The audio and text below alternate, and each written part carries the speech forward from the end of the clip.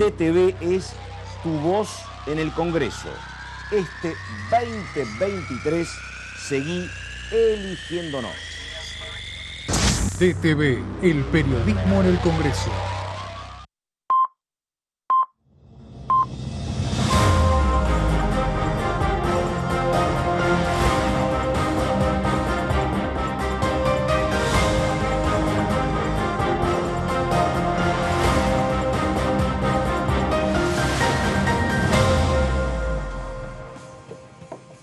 ¿Cómo les va? Muy buenos días. Exactamente las 10 de la mañana y 1,5 minutos. Una mañana hermosa en la ciudad de Buenos Aires. Estamos en la previa, recordamos, de lo que va a ser la primaria abierta, simultánea y obligatoria del próximo domingo. Y después vendrán los días donde habrá que ver qué es lo que sucede con la primera convocatoria de la Cámara, que es una convocatoria de la oposición para tratar alquileres el próximo 23. Sin embargo, la verdad que falta mucho.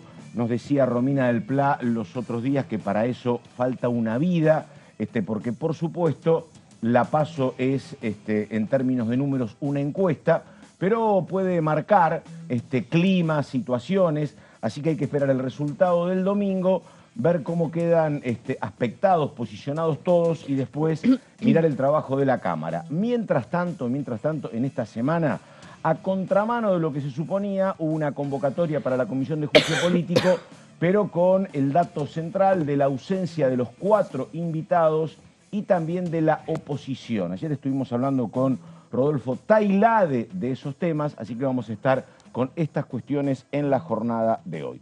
Verónica Benaim, ¿cómo le va Benaim? ¿Qué dice? Muy buenos días. ¿Qué tal, Pato, Caro? Buen día para todos. Buen día. Sí, ¿no? Con la repercusión de lo que dejó la Comisión de Juicio Político, que finalmente no tuvo los invitados o los testigos que había convocado. Muchas cuestiones para analizar ahí, los pedidos que se votaron, se bajó un poco la espuma de esta comisión, ¿no? Con la ausencia de la oposición fue bastante tranquila, 40 minutos nada más, donde el oficialismo básicamente resolvió lo que quiso en ese sentido, porque, bueno, al no estar la oposición, no había con quién confrontar. Y vamos a estar metiéndonos en ese tema porque decía que se bajaba la espuma, porque también Carolina Gailar dijo que tal vez la semana que viene sea la última comisión relacionada a coparticipación. Bueno, estuvimos ayer, repito, con Tailade. Tailade dio varias definiciones, habló de lo que puede ser una escisión, una división en lo que es la mirada que tienen sobre este tema dentro de la propia Corte, porque él mencionó que cada vez son más grandes las diferencias entre Lorenzetti y los otros 3 integrantes de la Corte. Hablamos de Maqueda, de Rosenkrantz y de Rosati, fue una de las cuestiones, y después también fue bastante crítico del rol de algunos integrantes de la oposición, pero después estamos con el detalle. ¿Cómo le va, Caro? ¿Qué dice? ¿Cómo estás, Pato? Vero, Ramos, buen día. Bueno, muy bien. vamos a repasar en placa justamente lo que dejó ayer la Comisión de Juicio Político, donde, como decía Vero, no fue ningún testigo. Marcelo Alessandro por segunda vez se niega a asistir. Y una particularidad vinculada a los maíques, ¿no? Después lo vamos a contar, pero hubo una citación, mejor dicho, fallida al maíques que no correspondía. Querían citar al hermano, citaron a otro maíques. Eso porque no lo llaman a Valdés, que dice que tiene un máster una maestría. en maíques. Son de 3. hecho, claro, vos estabas cuando nos Claro. hizo el curso de la familia maíques. Bueno, un dato de color simplemente de lo que dejó ayer la reunión. Y por supuesto, Pato, los cierres de campaña de los precandidatos presidenciales. Hoy Patricia Bullrich en Córdoba, Juan Schiaretti también cerrando en el día de hoy en Capital Federal. Y ¿cómo? Grabois en la Paternal. Grabois también, exactamente. Y todo se prepara para el día de mañana con también distintos actos, entre ellos el de Sergio Massa, donde todo parece indicar que Cristina Kirchner va a estar ausente, Sí, ¿no? viaje a Calafate. A mí la verdad lo que me parece que es interesante, y lo venimos planteando acá, lo hemos hablado con Tonelli, es el debate subterráneo, o no tanto, que hay dentro del propio PRO. Porque está claro que está mucho más cerca Mauricio Macri de Patricia Bullrich que de Larreta. El lunes decían algunos que tal vez Macri dijera mi candidata es Bullrich. Eso no lo dijo. pero dijo todo lo que hay que decir para que uno lo entienda. Dio de esa todas manera. las señales, totalmente. Exactamente. Básicamente él dijo, Horacio y Patricia piensan parecido, pero Patricia va más rápido y yo creo que hay que hacer lo que dice Patricia. Pero dijo otra cosa ayer, porque la verdad, y esto es una cuestión ¿no? Personal casi, digo, cómo a los dirigentes políticos y a los más importantes les gusta ir a jardines protegidos, no a reportajes, ¿eh? Lo único que reciben son centros, le festejan las cosas que dicen, no le preguntan una cuestión medianamente complicada. Entonces, Sí. ayer lo que él dijo es que él está bárbaro con Milei y que Milei es muy importante eventualmente para ayudar con su fuerza parlamentaria para impulsar los cambios que quiere Patricia. Y este es un tema muy de fondo dentro del PRO, porque Larreta dice otra cosa. Larreta dice que hay que ir a buscar los votos no tanto a Milei, sino básicamente a lo que es el interbloque federal, a lo que son los cordobeses, aunque los peronistas. Esta es una gran cuestión porque depende, no es lo mismo que vos busques a los libertarios que busques al schiarettismo, cuando tengas que consolidar alianzas. Y eso es un tema que lo van explicitando de a poco, pero que lo van señalando como diferencias importantes, o Larreta o Bullrich, ¿eh? Y vos Sí. decís que si gana cualquiera de los dos... digo, Es distinto el marco de alianza, ¿sí? Sí, por supuesto. Marco de alianza distinto, Sí. ¿no puede llegar a pasar que convivan todos? Y bueno, a ver, depende, Interés. puede haber algunos proyectos, pero a mí me parece que la mirada que tiene el interbloque federal sobre un montón de cuestiones, digo, pienso en Schiaretti, pienso en Igual- Gutiérrez, no es la de Milei, No, me parece. igual No. el interbloque federal tiene una mirada donde siempre quiere, al menos el schiarettismo, a mí me quedó muy claro cuando estuve en Córdoba, es el cordobesismo por sobre todo. Totalmente. Y no pasar a ser, estar bajo el ala de un espacio tan grande como Juntos por el Cambio, sino que el cordobesismo, No. o sea, básicamente Coincido es con un vos. frente. Por eso Dentro Larreta de- les proponía, no que se sumaran a Juntos por el Exacto. Cambio, armar una nueva alianza. Exactamente. Pero digo, me parece a ver que el donde sea cordobesismo... socio, no estar bajo... El cordobesismo es el centro, si querés. Sí. No son los libertarios. No. Eso es lo que me parece. Sí, te Puede agrego- ser algún proyecto que, viste, que vos juntes, no sé, viste que hay proyectos que son de consenso. Pero cuando discutas el Banco Central o Sí. discutas la reforma laboral, me parece que hay, o no sé, qué hago con aerolíneas o qué hago con la salud. El No, cordobesismo me parece que siempre tiene una mirada más cercana al centro que los libertarios. Me Sí, parece. y no ¿eh? es solamente un debate que se dé al interior del PRO, sino también el radicalismo. Claro. Ya me estuvieron diciendo hace pocos días, miren que en el radicalismo no sé si vamos a acompañar las reformas que propone Patricia. Por Hay que supuesto, verlas. Claro. ¿No? Entonces todo depende, o sea, el domingo va a ser un antes y un después, Sí. porque va a terminar ordenando quién va a ser el candidato y a partir de eso te ordena todo el mapa parlamentario. Sí, yo creo que también es un buen tema, pero hay un subtema. Yo creo que los radicales no creo que se sigan sosteniendo unidos. Digo, porque ¿sabés qué pasa? Porque ya están claramente divididos. Sí. Vos tenés entrerrianos y mendocinos que están con Bullrich. Y tenés el resto que está con Vos decís Horacio que- Rodríguez Larreta. Sí. Y me parece que si gana Patricia, van a seguir cerca de él gente como Benedetti, gente como Cornejo. Me parece que van a seguir cerca de ellos. Claro. Me parece. No creo que la dejen en la estacada. Sí, sí, sí. La No, verdad. puede ser, Porque- pero no hay unanimidad. Perdóname, en el esto bloque. me lo recordaba los otros días Atilio Benedetti, que la verdad yo no lo tenía, se me había escapado del radar como diputado, había Es entrado que en asumió lugar hace de, poco, de claro. Frigerio. Él me decía, le digo, ¿por qué? A mí me llamó la atención, me dice, yo estoy con Bullrich. Y le digo, ¿por qué está con Bullrich? Me dice, bueno, porque yo creo que es la mejor candidata y yo lo sigo a Ernesto Sanz. Ajá. Y me dice, esto tiene que ver con lo que pasaba en el 2015, me dice, cuando la discusión en el radicalismo era quién apoyábamos. Sanz decía hay que apoyar a Macri y Gerardo Morales decía hay que apoyar a Massa. Sí. Y ahora, Qué tiempo. Bueno, pasaron nada más que 8 años. Pero ahora, más o menos, la cuestión es así. Ahora, si querés, Massa es Larreta. El que busca con el radicalismo, el que busca grandes acuerdos. Claro, Entonces, claro. yo no creo que los radicales sigan tan unidos, depende de quién gane. Porque además, el gran tema del radicalismo es la verdad. Si vas a gobernar un montón de provincias, ¿no? Santa Fe, potencialmente, Sí. Jujuy, Sí. Corrientes, Mendoza. tenías acá Manes que había hecho una muy buena elección. Sí. Es una gran deuda que no tengan un candidato. Sí, la verdad. Y además, Pato, se da la particularidad de que Mario Negri termina su mandato. Sí, ¿Quién claro, va a ser que el era el que próximo? armonizaba, claro. ¿Quién va a ser el próximo jefe de bloque radicalismo? Es otra incógnita Perdóname, importante. queda, no sé cuánto pesa, pero pesa, la derrota de Loredo no lo deja bien parado. Y no. Ah, y no. Y no. Me gusta. La verdad. Primera voz y segunda voz. Pero bueno, pero me parece que, está todo muy finito y está claro eso, de que Macri y Bullrich quieren derechizar el discurso y avanzar con una eventual alianza con Milei. Ayer eran todos elogios de Macri para Milei. A mí no me mintió nunca. Bueno. Yo le dije... Yo te dije que Milei en su discurso elogió a Macri. Ah, exactamente. Una santa, porque la verdad que Milei habla a los gritos y ella se lo escuchó. Sí, siempre tuvo dicen que paciencia. tienen buena relación, ¿no? En el ¿Ella y discurso Milei? ¿Vos y Milei no? ¿Quién No, tiene yo una tengo relación? buena relación con todo el mundo. no. Sí, con todo el mundo. No. Pero Sí, no. Macri y Milei, sí, pero sí. en el discurso él reivindicó el gobierno de Menem y el de Macri. ¿Viste?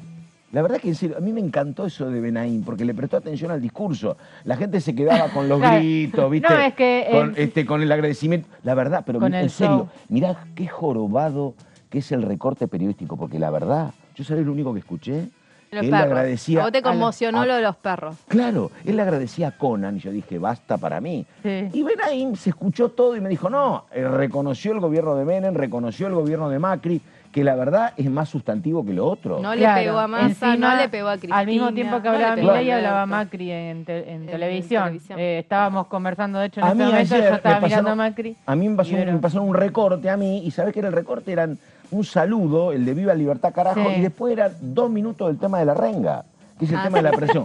Panic Show. Que atención, que el tema de la renga es otra cuestión fundamental que explica lo complicado que es todo esto. Porque, a verdad, yo creo que a ustedes la renga les queda como viejo, a ustedes para la generación. No, ¿o no, No, para pero, nada. Sí, pero bueno. entiendo a dónde vas porque vos sabés Esa- que usó el dos público de canciones. Milei es un público Ay, de menos de 25, que diste no es la el caso de tecla. ustedes. Sí. 20 años promedio del público. Exactamente. ¿Sabes que Les lo ponen la pensé? regla como que me pongan amiga Gardel, Lo ¿viste? estaba mismo. mirando con mi novio y lo dijo él. Me dice, ¿Viste? Por supuesto. Me dice, pero Es un estas tema. canciones no van con los que hicieron. Porque además después Exactamente. pone a la Versuit con Se viene el estallido muy Ah, 90. Claro, Sí, exactamente. Encima en contra del gobierno de Menem. Porque no Exactamente. era. Como muy o vintage, sea, claro. pero además él reivindica el gobierno Es de raro Menem eso. y la Versuit en ese momento hacía todas canciones que Sí. estaban vinculadas a la protesta contra el menemismo. Y Milei usa Panic Show de la renga y usa Se viene el estallido al final. Y claro, ¿Viste? no tenía nada que ver No con te da. la Es generación. Es para él, muy- pero Claro. su público es un público que es otra gran cuestión, digo, porque la verdad, hasta ahora no le fue bien nunca. Creo que no llegó en ningún caso al 10% en No, ninguna de las otras provincias. Y acá, medianamente, hoy me mandaron un resumen otra vez de todas las encuestas, eran como Te vas 20 a volver encuestas. loco con las encuestas, Pato. No, las miro, pero miro lo grueso, ¿eh? Pero acá está siempre prácticamente en el 18, 19%, llegando al 20% está Sí. Milei, que sería un datazo. Un Y número. y otra cuestión que yo lo hablaba con vos ayer, si se da esa situación, habría que conocer a un Milei, que la verdad que hasta acá no conocimos, que sea clave para discutir leyes en el Congreso. Totalmente. Un gran articulador parlamentario que no lo ha sido hasta acá. No, además donde con ese porcentaje se entiende que va a ampliar el bloque que él tiene, ¿no? Que hoy estaba con Villarroel, Paso Píparo, son 3. Claro. Pero que con esos números se entiende que al menos los primeros candidatos a diputados, los que encabezan las listas, van a ingresar, se van a sumar a su espacio y hay que ver cuántos ingresan por las provincias también. Sí, claro. O sea, Exactamente, sí, porque por ejemplo el caso de Martín Menem, que le fue mal en las elecciones, pero a lo mejor con ese porcentaje te alcanza para ser diputado, efectivamente. exactamente. Bueno, 10 de la mañana, 15 minutos. Sí, Pato. Carolina Ramos y Oves. Vamos Diga. con un tema que me parece súper interesante repasar, A ver. porque este gobierno dentro de pocos meses va a terminar, ya es un hecho que Alberto Fernández no renueva su mandato, y quedaron en el camino a lo largo de estos 4 años muchísimas reformas judiciales, todas básicamente las que impulsó el gobierno, tanto Alberto como Cristina Kirchner, y en diputados la realidad es que ninguna prosperó. Vamos a hacer un repaso de cuáles fueron esas reformas judiciales que quedaron pendientes acá en diputados. A lo largo de estos 4 años de gestión, Alberto en diputados quedaron pendientes todas las reformas judiciales, como decía, impulsadas por el gobierno, y son 4 proyectos de ley que el Frente de Todos pudo aprobar en el Senado, porque a pesar de que perdieron el quórum propio, sí lo obtuvieron gracias a la ayuda siempre de aliados, pero en diputados, por supuesto, el panorama no es el mismo y han fracasado por el rechazo de Juntos por el Cambio y, sobre todo, del Interbloque Federal, que fue el que, en definitiva, terminó frenando las intenciones del oficialismo, rechazando todas las reformas judiciales que el oficialismo intentó aprobar. Vamos a la siguiente placa. Enumeramos primero cuáles son esas reformas y luego vamos a ir una por una detallando qué fue lo que sucedió en cada caso. La primera y principal, diría, reforma de la Corte Suprema de Justicia. Claro. Vamos a verlo más adelante, el intento de ampliación del máximo tribunal. También la reforma del Consejo de la Magistratura. Acá también se enmarca en el enfrentamiento con la Corte Suprema, que en su momento dictó un fallo muy polémico. También la reforma de lo que es el Ministerio Público, tanto Ministerio Público Fiscal como de la Defensa. Otra vieja reforma de la justicia federal ¿Todos estos penal. son intentos, perdóname, del albertismo en estos años? Del albertismo con Cristina, Con digamos. Cristina. Son proyectos impulsados. Pero en esto es mandato de Alberto todo Sí, esto. sí, sí. Está. Es un repaso de lo que ha sucedido en estos 4 años. Decía, reforma de la justicia federal penal, el primer intento de reforma ya por el año 2020 que también quedó en el camino, y 2 temitas que quedaron pendientes en el Senado que tienen que ver con la designación del procurador, por un lado, y designación del 5º juez de la Corte por la vacante que dejó Elena Highton. Y ahora sí vamos a ir uno por uno detallando qué fue lo que pasó con cada uno. Reforma de la Corte. El gobierno, recordemos, originalmente promovía la ampliación a 25 miembros, que era Sí. 1 por provincia. Y había una comisión, ¿te acordás? Una comisión grande de magistrados, de jueces y abogados Sí. que iban a estudiar la posibilidad de la reforma. me acuerdo. Exactamente. 25 miembros, 1 por provincia, 1 por cada una de las 24 más 1 por la nación, pero al final en el Senado tuvo que reducir el número a 15 para sellar ahí el apoyo de Beretilnec y otros aliados. Este proyecto, recordás, Pato, tenía apoyo de los gobernadores peronistas. En su momento la famosa Liga de Gobernadores promovía la ampliación de la Corte, pero se aprobó en el Senado con 36 votos a favor, 33 en contra, y en diputados ni siquiera se llegó a tratar. ¿Te ni acordás? siquiera en Fueron esos comisiones. 2 años en la Comisión de Justicia que acá en diputados no movían un papel. Claro. Uno hablaba con Tailade, que estaba como atado de pies y manos, y no podían hacer nada por una Nada, cuestión de números. Sí, me totalmente. acuerdo. Vamos a la siguiente placa, punto 2, reforma del Consejo de la Magistratura. Bueno, acá el Senado aprobó este proyecto con 37 votos a favor y 33 en contra, después de que la Corte, recordás, declarara inconstitucional la composición anterior del Consejo. Fue un fallo muy polémico porque le dio al Congreso un plazo de apenas 120 días para Que ya aprobar ese mismo una día nueva había ley. dicho Graciela Camaño, con este tiempo no alcanza. Totalmente. Bueno, en diputados, ¿qué fue lo que sucedió? No hubo consenso, venció el plazo de 120 días dispuesto por la Corte para sancionar la nueva ley y en consecuencia el Consejo volvió a la integración vieja, la de 20 Claro. miembros. Que es la actual. Claro, la de la ley que había sido derogada por el Congreso, porque ahí se le cuestiona a la Corte que termina restituyendo una ley que había sido derogada por el Congreso. Ayer, hablando del Consejo, estuvo durísimo Tailade hablando con nosotros del Consejo de la Magistratura, diciendo que es el gran responsable y básicamente no porque son oficialistas opositores, sino porque tienen una interna brutal entre la lista celeste y la lista Bordeaux. Sí. Dice, pero la verdad, No, para colmo, Pato. ninguna lista es buena, porque le preguntó Laura Serra por la Sí. lista, dice, ninguna es buena. Y la responsabilidad es nuestra, es del Consejo de la Magistratura. Y en el Consejo y están por la casi en interna es paridad. brutal. Están casi en paridad de fuerzas. Sí. Digo, los que son más afines Sí. al oficialismo y los que son más Dicen que afines los a la celestes son oposición. más cercanos a nosotros, Sí. pero hay cada uno que te agarra la cabeza, dijo Tailade. La realidad es que el Consejo está paralizado. Al Sí. menos yo no me enteré de ninguna actividad recientemente.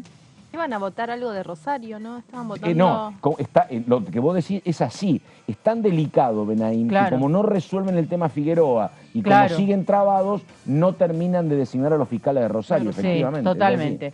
Bueno, y esta integración de 20 miembros que, como decía, restituyó la Corte, la frutilla del postre es que la presidencia volvió a manos del titular de la Corte, Horacio Rosati, que claramente mantiene un enfrentamiento con el gobierno.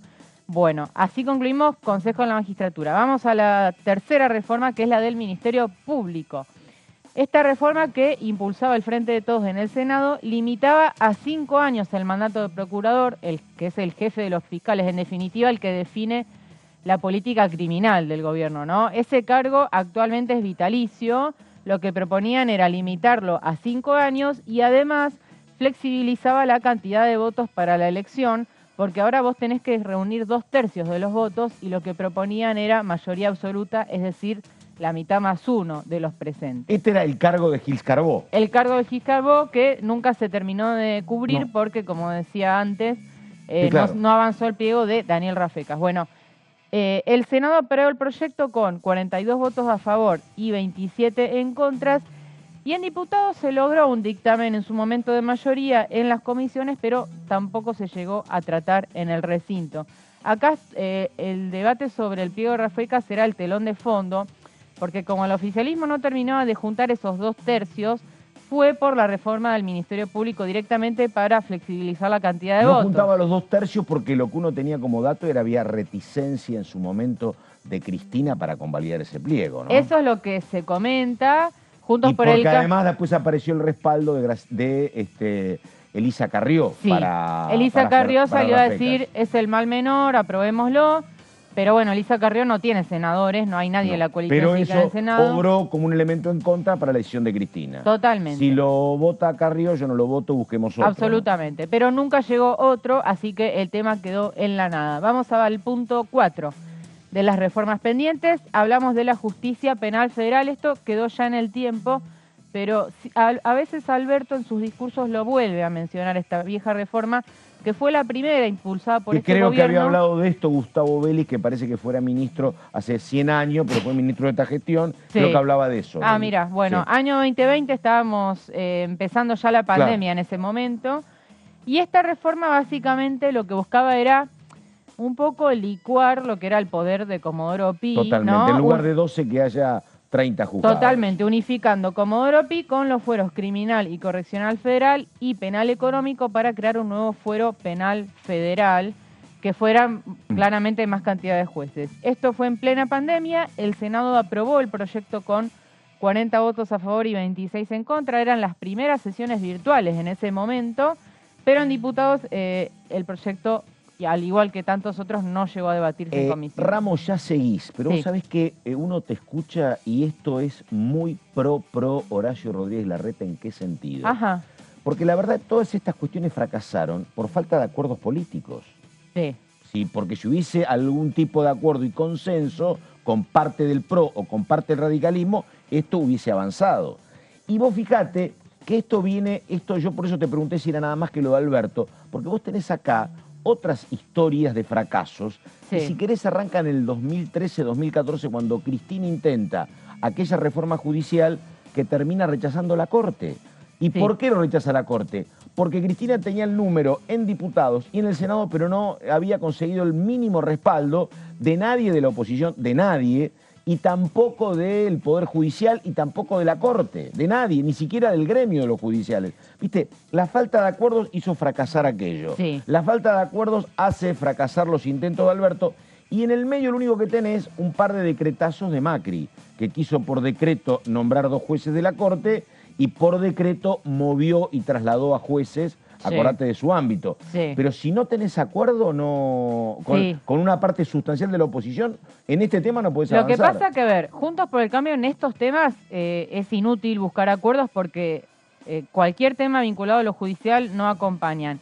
Y te diría que el schiarettismo, por ejemplo, está en la misma sintonía. Cuando entra alguna reforma judicial, ellos dicen no, porque siempre lo vinculan con un supuesto intento de la vicepresidenta de favorecerse en las causas que la involucran. Entonces, a partir de esa base no hay ningún consenso posible.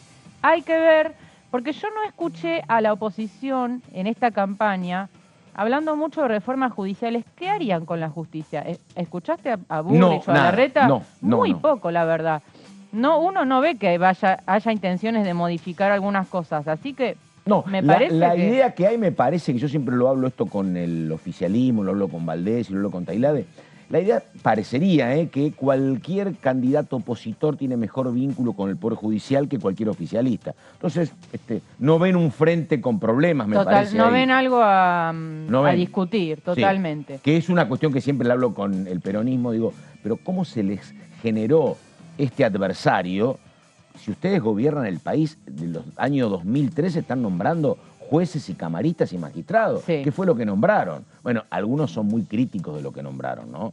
Pero es raro Claro. que tengan tantos adversarios porque han manejado el Senado desde Carlos Menem. Totalmente. Bueno, y ahora, Sí. Pato, sin ir más lejos, hay Perdón, sí, desde 75 Alfonsín, pliegos, claro. 75 pliegos enviados por este Ejecutivo que están pendientes de tratamiento porque la oposición bloquea el Senado. Claro. Y entre ellos el de Figueroa, que justamente el día de hoy cumple los famosos 75 Pero años. estamos en el peor momento en materia de bancas propias del Senado para el peronismo. absolutamente. La mayoría, en el 83, era abrumadora. Sí, totalmente.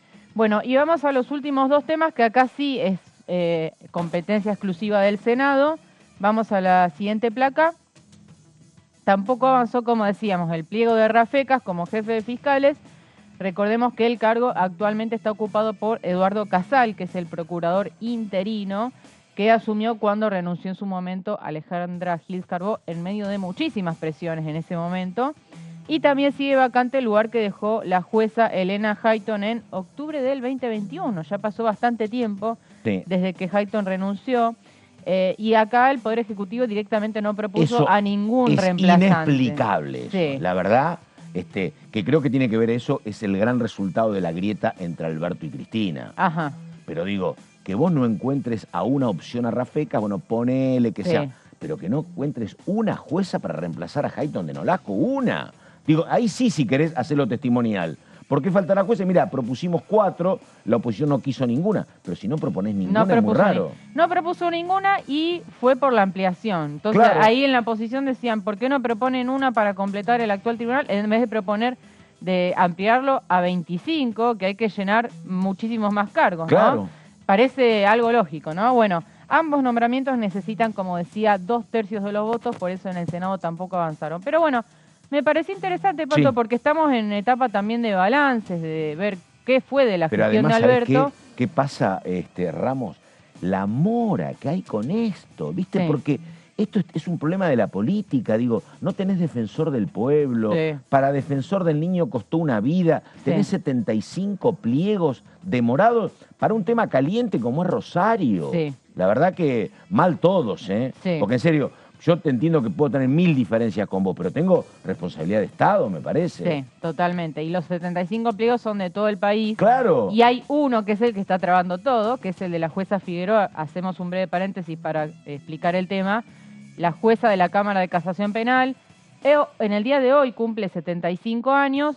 Ella, según versiones periodísticas, dice que va a continuar hasta fin de año en el cargo, pero que no va a firmar ninguna sentencia. La Constitución dice que a los 75 años se tienen que jubilar. El pliego está pendiente en el Senado porque la oposición no da el número y está como en un limbo ahí, ¿no? ¿Qué pasa con esta jueza que algunos señalan muy cercana al kirchnerismo? Sí, alguna colega muy informada en el tema judicial decía ayer que ya firmó la doctora Figueroa y que tanto ella como los otros integrantes de la Cámara de Casación, que ya tienen resuelto lo que va a pasar con esa causa que tiene que ver con el futuro de la vicepresidenta y que estaban esperando que pasen las PASO para dar a conocer el fallo, pero que ya estaba firmado. Pero la verdad, es una colega con buena información judicial, pero bueno, habrá que esperar después del 13. Bueno, un completísimo trabajo de Ramos sobre el tema judicial. Y ahora, a ver, Gonzalo Solaberrieta, 10:30 de la mañana. Diga, Gonzalo. Muy buen día, Pato, para vos, para Caro. También renovamos el saludo para Convero. Y en cuanto a la actividad legislativa, en cuanto a la agenda, entendemos que, bueno, esta semana lo único que tendremos dentro de la misma es lo que ha sucedido ayer en la Comisión de Juicio Político, que como bien señalaba en lo posterior, digamos, a la misma, donde han reprogramado, como habíamos anticipado ayer, las 4 personas que iban a prestar su testimonio, reprogramaron su presencia aquí en la Cámara de Diputados y sobre todo haciendo foco, lógicamente, en la Comisión de Juicio Político. Lo más trascendente, lógicamente, es la no presencia de Marcelo D'Alessandro, que fue una de las 4 personas que pospuso, digamos, su presencia aquí, y el cambio también de Maíquez, justamente no de Juan Ignacio, quien había sido convocado, sino que vendrá Bautista Maíquez, su hermano, quien cumplía años, y ahí es donde se vio esa especie de vínculo, se está investigando ese vínculo entre Marcelo D'Alessandro, el ex titular de la cartera de Justicia y Seguridad de Cava, y Silvio Robles, mano derecha de el presidente de la Corte Suprema, Horacio Rosati. Gonzalo, perdóname, te pregunto, digo... Sí. La verdad, está bien, son 3 Maíques, te podés equivocar, pero estás citando para la comisión, digo, no podés hacer un trabajo prolijo, bien googleado, tampoco son 50, son 3, uno es el padre, otros son los 2 hermanos, chequear los nombres, me parece, ¿no? Bueno, sí, ayer en la misma reunión se tuvo que votar, Pato, lógicamente con la presencia de todos los legisladores del oficialismo, que quien va a ser convocado a la próxima va a ser justamente Bautista, ¿no? No, por eso digo, el trabajo previo. Sí, claro. Pero sí, bueno. Trabajo previo, sí, Da, totalmente. Sí, trabajo previo, hay que hacerlo mínimamente con los datos, a quién vamos a convocar y qué es, pero bueno, nada, consultaba nomás. Exacto. Sí, totalmente, Pato. A ver, eso por un lado, y después algunas de las declaraciones que dejó el postcomisión. En principio, cuando le consultaba, ayer recuerdo, Pato, a Moró, no a Cecilia Moró, sino a su padre, al diputado Moró, él hacía referencia a que, yo le preguntaba, digo, más allá de la no convocatoria, o de la no presencia de las personas que iban a dar su testimonio, el diputado Moró hacía hincapié en que ha sido la más importante de las reuniones, teniendo en cuenta la falta de los legisladores y legisladoras de la oposición. Fíjate vos, ¿no? El tema de la obra social, él la mencionó como una de las reuniones más importantes por todas las cuestiones que se habían sacado a la luz, que se estaban investigando. Y por otro lado, ayer también mencionó que esta ha sido la reunión más importante negativamente hablando respecto a la no presencia de los diputados opositores, que en las anteriores, por más que no estén de acuerdo en muchas de las cuestiones que se estaban investigando o que defendían una postura, al menos siempre se lo veía el diputado López, que se sentaba primero, o el diputado Tonelli, que siempre sentaba, y luego venían todos los integrantes de la oposición, y en este caso ayer directamente no se hizo presente ninguno. Y por otro lado, a la presidenta, ¿no? Carolina Gagliar, que en un testimonio por fuera un poco de su rol como presidenta, ¿no? Se la vio un poco más enfática hablando de un hecho vergonzoso, de la no presencia de la oposición. Se llevó a cabo esta reunión de juicio político, la número 20, que tendrá, Pato, al menos en lo que pudimos observar por las palabras luego de la reunión, que va a tener la última convocatoria con el tema preciso de la coparticipación el próximo martes, que se espera que sea a la 1 de la tarde, como generalmente se realiza, y luego sí se empezará a hablar sobre la cuestión de la impugnación de las elecciones en Tucumán y en San Juan. Recordemos un tema que viene de larga data y por el cual el propio presidente de la Nación hizo una cadena nacional. Lo único que tuvimos en la agenda, al menos hasta el momento, para esta semana, también al mismo tiempo, Pato, me toca decirte que respecto a una consulta que hice, básicamente me dijeron, imagínate que esta semana el movimiento en cuanto a las comisiones no va a ser movido, no va a haber comisiones básicamente, porque todo está puesto en lo que va a pasar el próximo domingo. Hoy hablábamos con Vero y me decía que ella cree que inclusive hasta es difícil que la próxima semana haya convocatoria, pero al mismo tiempo te digo que hay muchos temas de que el oficialismo por lo menos tiene el deseo de aprobar. Así que el panorama hasta aquí es sin confirmación de otras comisiones, el panorama es que todo continúe de esta manera al menos hasta la próxima semana. Bueno, gracias, caballero. A ver, un par de temas que nosotros hablábamos ayer con Rodolfo Tailade.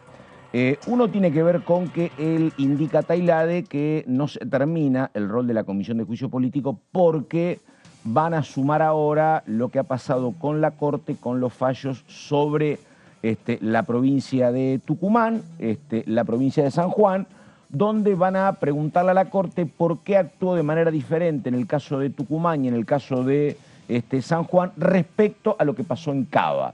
Según Tailade, cuando el dictamen del procurador Casal había sido el mismo en los tres casos, ¿por qué la Corte se aboca a dos y no se aboca a el caso de Macri? Directamente se mete en Tucumán y se mete, según Tailade, en San Juan porque son gobernadores peronistas. Sí. Y no lo joroban y lo complica a Jorge Macri. Eso... Según la mirada de Tailade, y él dice, después hay una cuestión técnica, que esto también va a ser sometido a juicio político. Yo lo que pregunto es si se puede ir agregando una cuestión así. Me parece que cuando vos decís pretendo el juicio político de la Corte por esto y por esto, si esto no estaba, no lo podés sumar. Pero bueno, no, Tailade dice que sí. Se puede sumar, se puede ampliar el juicio político, pero se tiene que votar. Y acá hay un dato importante, porque esto ya hace tiempo que sucedió el fallo que suspendió elecciones. Ahí el Frente de Todos presentó la ampliación, pero no la votó. ¿Por qué no la votó? Porque Juntos por el Cambio amenazó, dice, si ustedes amplían el juicio político con estas causales, nosotros pedimos ampliar y pedimos tratar el pedido contra Alberto Fernández. Claro. Y ahí tenés la fiesta de Olivos, bueno, distintas cuestiones, ¿no? Pero por eso no lo han votado hasta ahora, porque Negri avisó que si votaban eso, ellos iban con lo pregunto. Y muchos funcionarios más, incluyendo la vicepresidenta. Hay un montón de pedidos de juicios políticos que han presentado. Bueno, y pregunto, porque ayer la verdad que teníamos una linda charla con Laura Serra, a partir de algo que dijo en su momento Tonelli. Yo le pregunté a Tonelli qué iba a pasar con el juicio de la Corte. Él dice, mire, me parece que en algún momento va a ir languideciendo. Y bueno, y guarda, ¿viste? Porque ayer lo que hablábamos es qué herramientas tiene la comisión si esto se repite. Donde vos llamás, no van ni los diputados opositores y menos los convocados. A ver, a mí lo que me dicen es que la oposición no fue porque 3 de los 4 convocados fueron convocados un día antes. Sí, fue por eso. De hecho, hay una nota que después lo vamos a detallar. Digo, entonces la verdad me parece entendible que no haya ido la oposición. La verdad. Sí, están denunciando irregularidades. Claro, es decir, si vos convocás de hoy para mañana, bueno, la oposición que te dice, no te acompaño. No, y además es una práctica también que ellos vienen denunciando de alguna forma en cuanto al manejo en sí de la Cámara. ¿Te acordás cuando había problemas? Tonelli es como la voz cantante en esto, de los llamados a sesiones a último momento. Es un poco la misma práctica que se hizo en el sentido de que se convocaron a 2 testigos el día anterior. A eso íbamos, ayer hablábamos, porque el tema es, Tailade, él dice que sí, pero por ejemplo ahora, Tailade dice, mirá, es muy entendible lo que pasó con D'Alessandro, dio explicaciones y yo creo que va a venir. Ahora, ¿dijo que iba a venir? Mirá. Cree que va a venir y que las dos veces dio argumentos razonables. Sí. Ahora, la pregunta es, ¿cuánto poder de fuego tiene la comisión de juicio político cuando vos sos en realidad remiso, reacio, o cuando te manejás como Robles? Reticente. Exactamente. Es la palabra que usás. ¿Cómo era tu amigo, el de La Plata? Marce. No, Marcelo Daceo. Ese. Marcelo. Exactamente. Ese, digo, porque escúchame, nadie se acordaba, digo, es Tornelli. Tornelli no vino, no vino nunca y no pudieron ni con la justicia. No fue nunca a declarar a la fiscalía de Ramos Padilla, imagínate. Sí. No vino Maceo, el amigo de... Ese es el que tiene... Bueno, ese es el que ojo, menos inmune está de todo. Exacto, y no ha venido. O sea que es más flagrante la falta de poder de convocatoria de la... Claro. Es un abogado, sí que... Y no viene. Y además... Ese es el riesgo que planteábamos ayer. Posteó que no le interesaba, que era una jugada política. Este es el tema, el ninguneo. Si vos al ninguneo de los convocados o a la reticencia, como manifestó Robles, le sumás los problemas de ausencia que te puede generar la oposición y estás complicado. Igualmente, Pato, hubo una vez en que sí tuvieron éxito, que fue con Aldo Tonón. Totalmente. Donde, bueno, ahí hicieron lo mismo que ahora van a hacer con D'Alessandro, citarlo bajo apercibimiento. Cuando les llegó la notificación, digamos, del juez, vino enseguida, no fue necesario ir con la fuerza pública.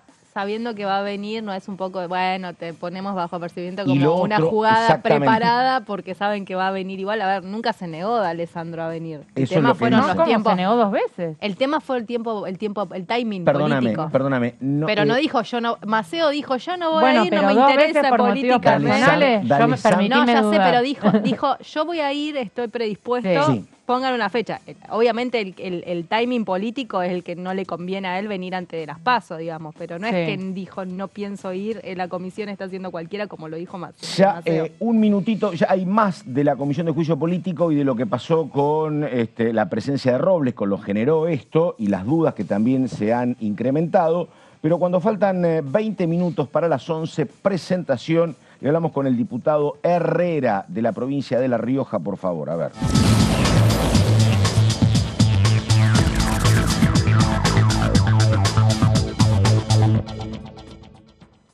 Ahí está, diputado Herrera, ¿cómo le va? Carlos Méndez lo saluda, ¿qué dice? Buenos días.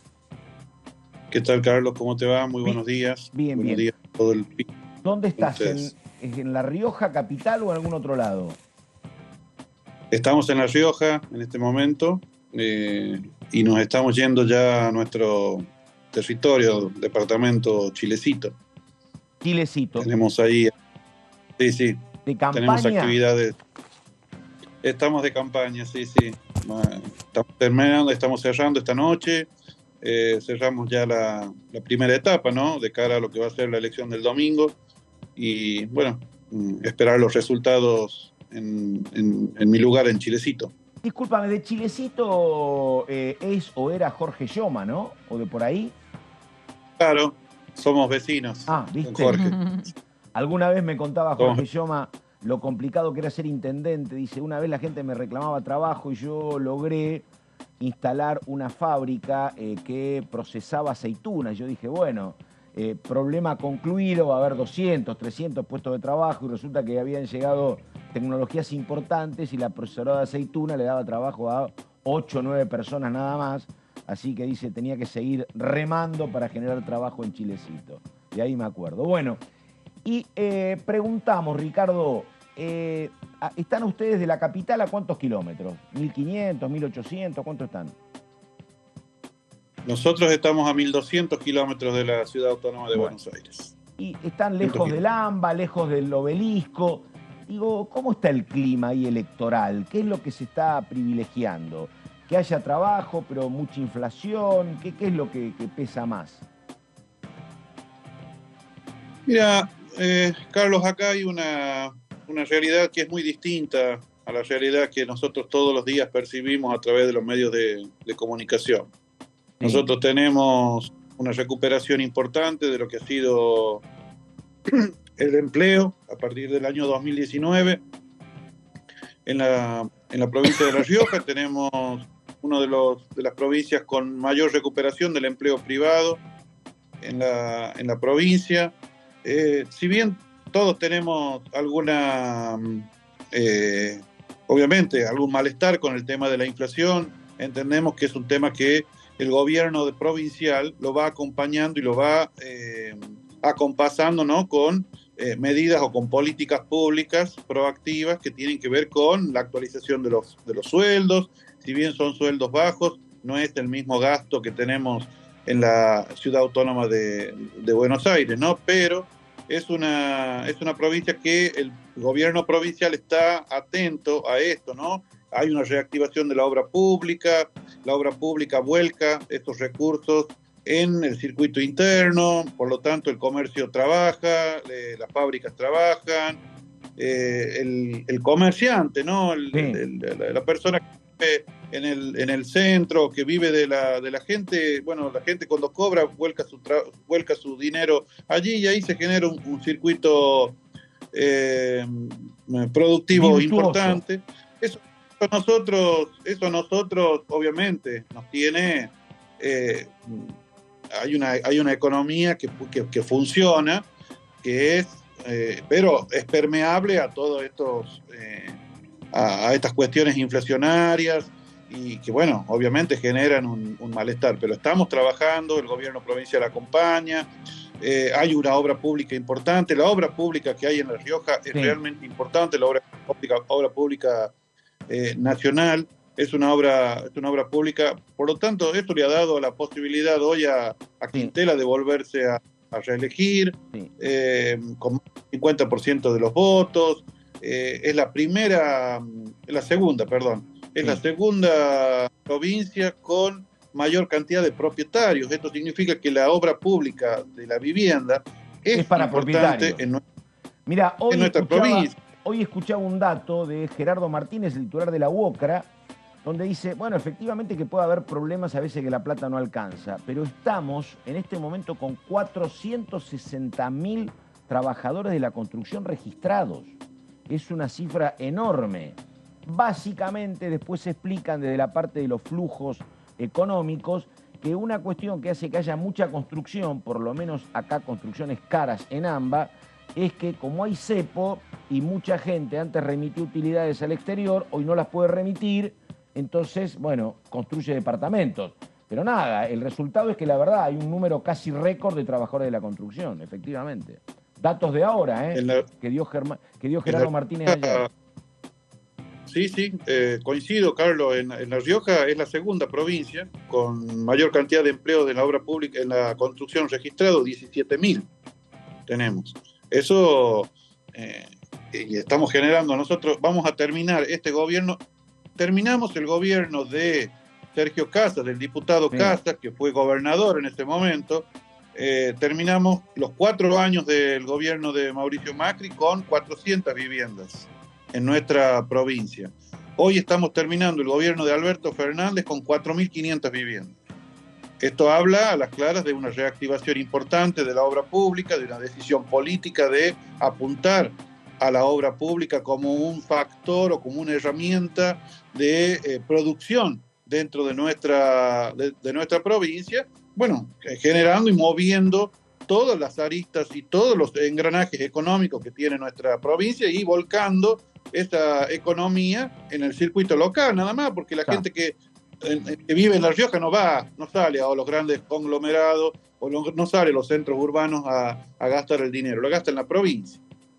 Diputado, ¿qué tal? Carolina Ramos lo saluda. Bueno, no sé si estuvo participando el día de ayer de la Comisión de Juicio Político. Quería preguntarle en ese sentido, bueno, ¿qué balance hace? Porque en definitiva ni la oposición ni los testigos concurrieron a la reunión. Bueno, sí estuvimos participando. Creo que hay una sintonía fina, si se quiere, entre la oposición y los testigos en el día de ayer, ¿no? Me parece eso, haber visto eso, haberse puesto de acuerdo en no concurrir, en no querer participar en la reunión, en mostrarse reticentes en el caso de D'Alessandro de no participar o de no volver a hacer ante la situación, no participar, dar sus razones, es entendible, pero bueno, me parece que nosotros tenemos que seguir. Nosotros hemos venido acá con un objetivo claro, que era dilucidar y mostrar que hay un mal desempeño en los miembros de la Corte Suprema. Por eso estamos sustanciando un juicio político.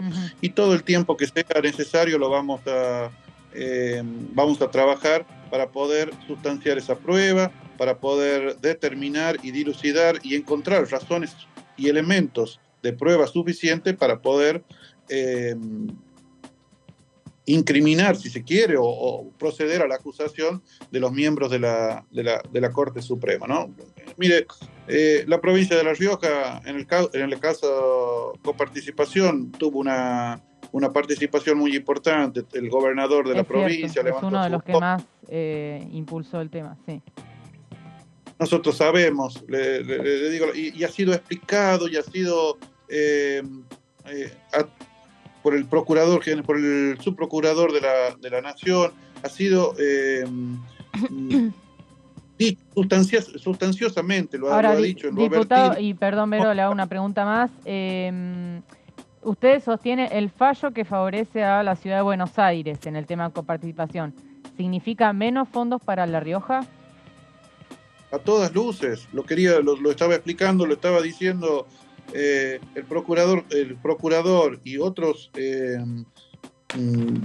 testigos sostuvieron que la detracción de fondos por parte de la nación en beneficio de la Ciudad Autónoma de Buenos Aires no es solamente, como lo explican los miembros de la oposición, que afecta solamente la coparticipación secundaria, que la coparticipación primaria no se toca, pero de la coparticipación secundaria es donde nosotros prácticamente hacemos todo lo que le estuve comentando recién a Carlos, la obra pública, el circuito virtuoso del empleo, del trabajo, del movimiento económico en nuestra provincia. Somos una provincia que prácticamente el 90% de los recursos dependen del Estado Nacional. Imagínense si una detracción de esa naturaleza, hoy cerca de 280.000 millones, no va a significar para nosotros un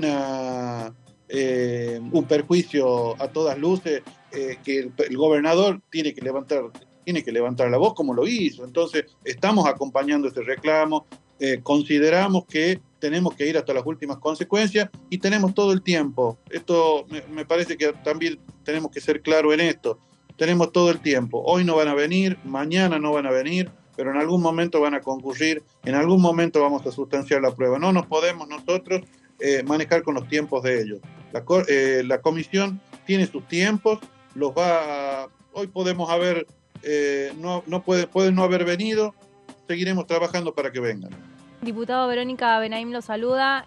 Consultarle, hablaba de las viviendas, pero quería saber cuál era su opinión respecto al tema alquileres y, bueno, esta convocatoria que se hizo de manera informal en el recinto en la última sesión a una, justamente, sesión, valga la redundancia, para el 23 de agosto por parte de la oposición. ¿Cuál es la opinión y cómo está el tema alquileres en La Rioja?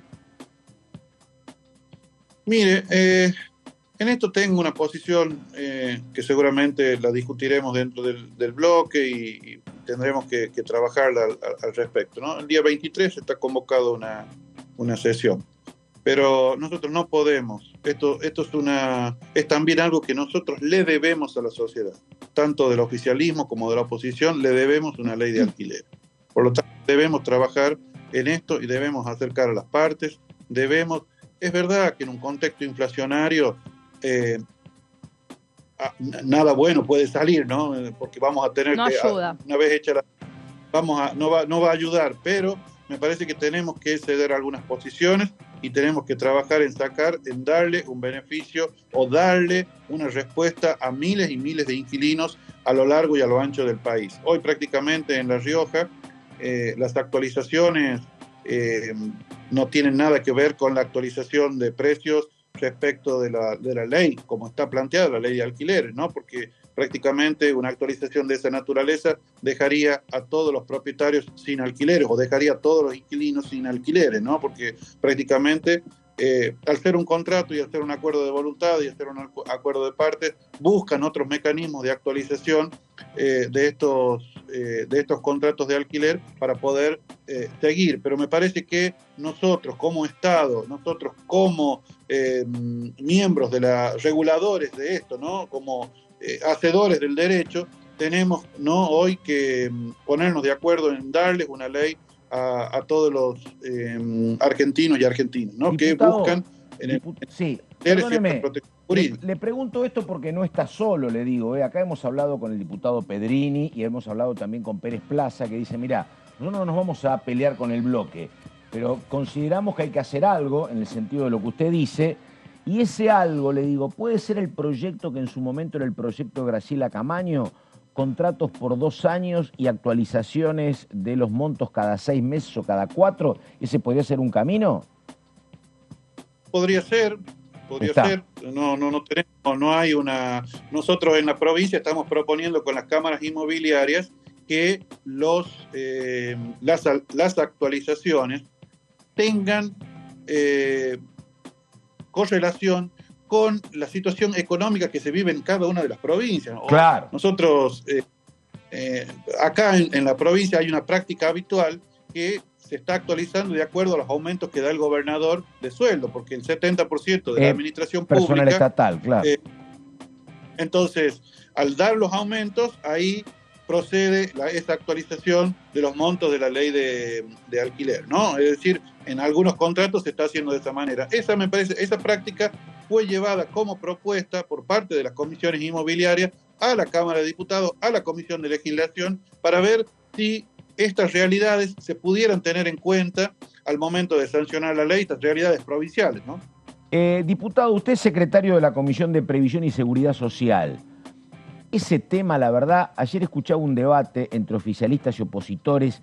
Es un tema ese, me parece que sin salida. La pelea era que el ministro de Economía dijo que los jubilados no han perdido y lo que reconocían es que es cierto que entre los aumentos para los que ganan la mínima, que son algo así como el 65, 70%, más los bonos, es cierto que los sectores que cobran la mínima, que más o menos 90.000 pesos, 70 de ingreso, 20 de bono, medianamente están acompañando a la inflación. Pero el resto, el 30%, dice que ha perdido mucho, que viene perdiendo ya desde el tiempo de Macri, que viene perdiendo ahora, y que la jubilación promedio es de 140.000 pesos. ¿Esos datos, según su mirada, son datos exactos? Sí, lo que pasa es que, a ver, no hay... En los sectores que mayores cobran, los sectores de mayor ingreso, ¿no? Nosotros tenemos un sistema solidario, y la solidaridad puede ser solamente para algunos, no podemos sesgar la mirada, o no podemos tener una solidaridad sesgada, ¿no? Es decir, el esfuerzo lo tenemos que hacer todos, y me parece que lo que tenemos que hacer es levantar el piso, y bueno, pero eso... Yo entiendo, comprendo la situación de los que ganan más, que quieren ganar un poco más o que quieren que se le actualice sus montos. Pero mire, estamos haciendo y está haciendo el gobierno nacional un esfuerzo muy grande para que esa base de la pirámide tenga un poquito más de fuerza, ¿no? Es decir, yo entiendo que hay sectores enojados, no solamente los jubilados, sino también otros acá en la misma provincia tenemos sectores de la administración pública provincial que no están conformes con los sueldos, pero bueno, me parece que es un momento difícil de la economía argentina, en donde todos tenemos que hacer un esfuerzo y donde lo principal que tenemos que mirar al que está más abajo. Sí. Lo que pasa es que acá me parece que ni siquiera volando la economía, ni siquiera con el litio, con la soja, con el oro.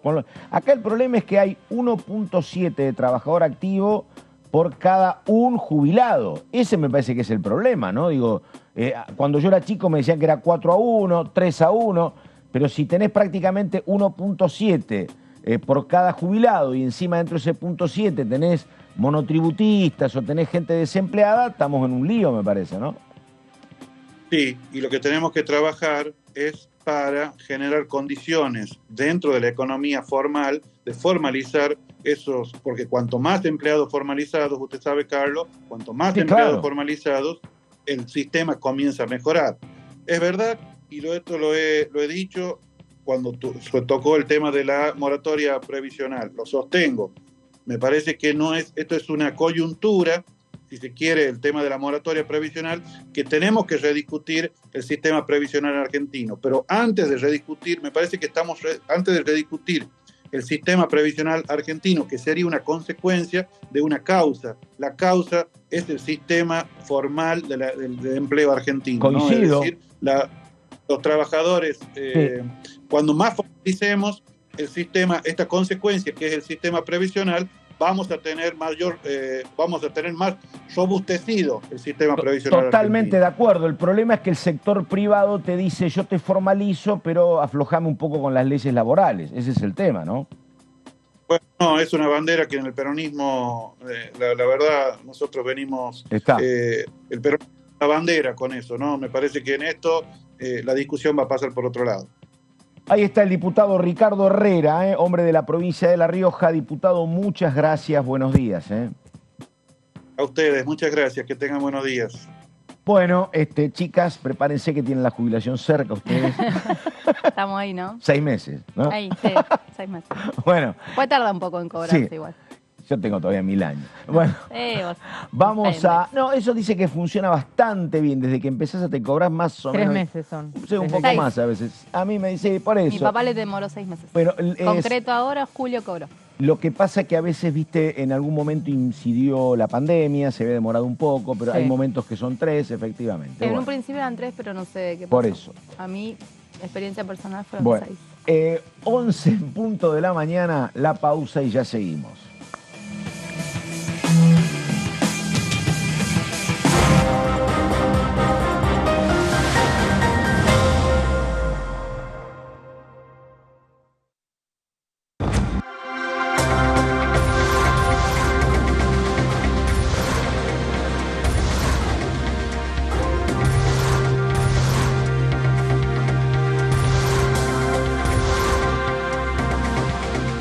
Ellos son tu voz en la primera mañana.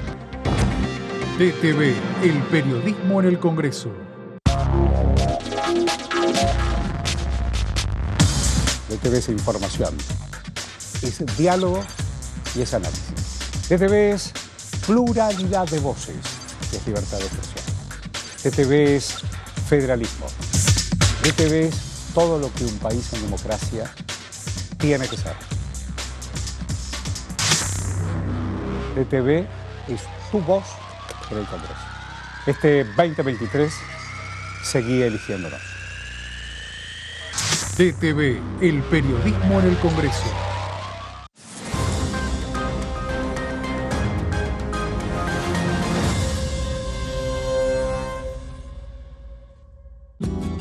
Este es el gasoducto Presidente Néstor Kirchner. Una obra de escala mundial realizada en tiempo récord, que unirá la energía de Vaca Muerta con todo el país. Gasoducto Presidente Néstor Kirchner. Mueve energía, mueve al país.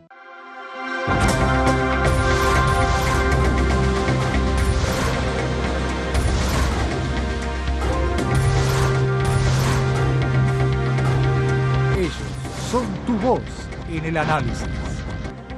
DTV, el periodismo en el Congreso. ¿Cómo andan todos? ¿Cómo le va, Mimi? Hola Buenas tardes. Leo, hola Mauri, ¿cómo va? La idea es poder debatir y escuchar la mirada de las mujeres sindicalistas sobre el tema de las licencias parentales, es decir, aquellas licencias que tienen que ver con las tareas de cuidado y que en la Argentina tienen un evidente atraso. Para mí son 3 cuestiones. Una es el resguardo de los datos personales, hay determinados datos que no se puede tener, que no puede el sector público o el sector privado chupar datos y usar esa información. En segundo lugar, la protección de niños y adolescentes, que es bien complejo el cuidado de los datos. Y lo tercero, la situación de los funcionarios públicos, y es efectivamente, cuando se da información, no ir más allá y resguardar la situación de las personas. DTV, segunda edición, de lunes a viernes.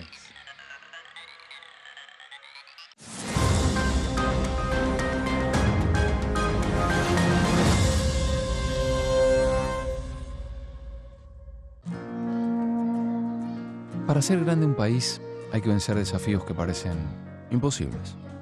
Por ejemplo, llegar a lugares que antes eran inalcanzables.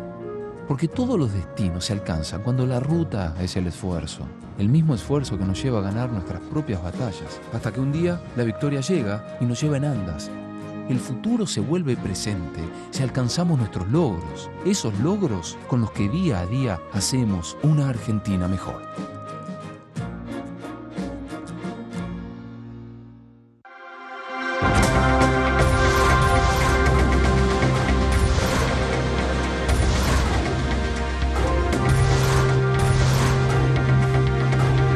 Ellos son tu voz en la segunda edición.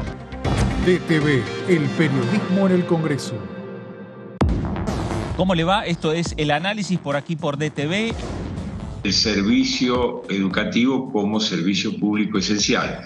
No estamos hablando de estatizar nada ni de hacer otra cosa que declarar que ese servicio de educación, sea en las escuelas de gestión pública o estatal o en las escuelas de gestión privada, es un servicio público esencial, igual que una guardia médica.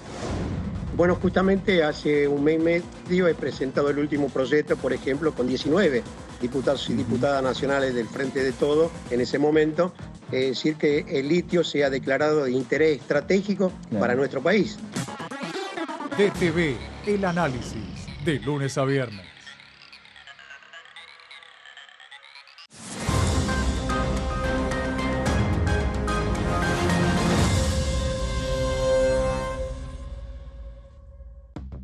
Generamos trabajo registrado para más de 1 millón de personas desde el comienzo de nuestra gestión. Y detrás de ese dato, estamos construyendo una Argentina justa e igualitaria.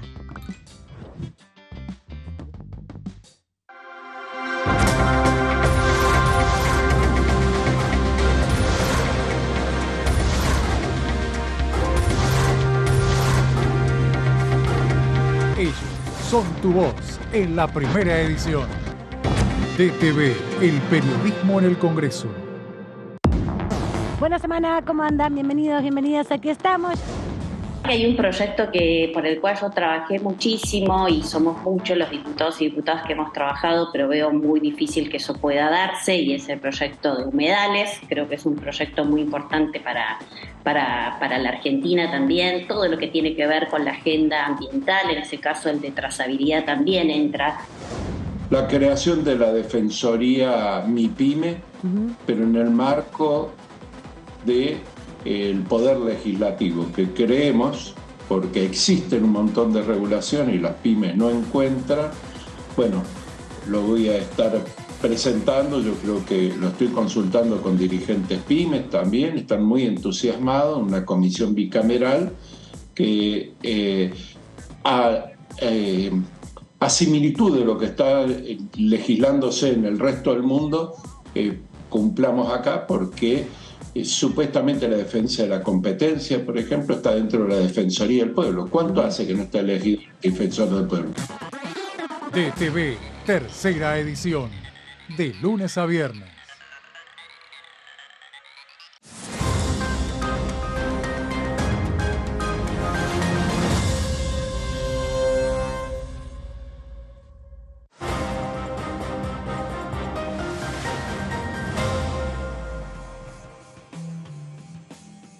Bueno, ahí la verdad que estábamos tranquilos, pero dijo algo el diputado Fernández, que es muy cierto, pero que te marca que la verdad uno tiene que ponerse un poco incómodo con la situación, y debería la dirigencia tomar nota de lo que pasa, que hace 15 años que no toma nota.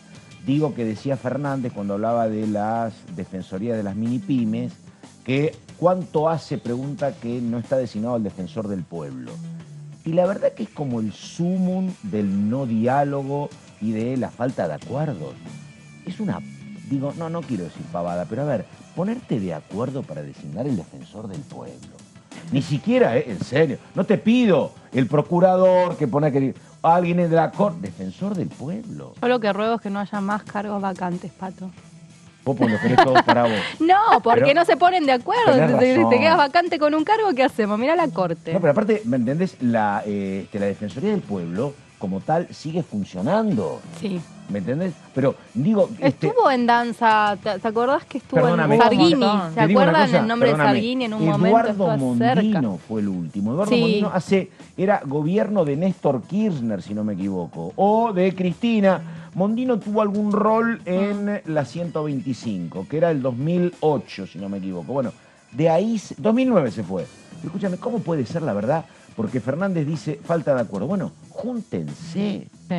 Pero no es una cosa, no sé si quiero decir nimia, pero no es que estamos discutiendo nada delicado. Vos ponés a uno, yo pongo a otro, y cedo y listo. Bueno, que no haya ese acuerdo, la verdad, es una pésima señal para todos. Sí, con la defensora del niño, Pato, fue un Me acuerdo, con Marisa fue un proceso Graham. inédito, porque Sí. ahí fue el contraejemplo de lo que sí hay que hacer. Hicieron muchísimas audiencias públicas, un montón de candidatos que se sometieron a examen en ese momento, rindieron examen, se seleccionó, fue muy transparente el proceso.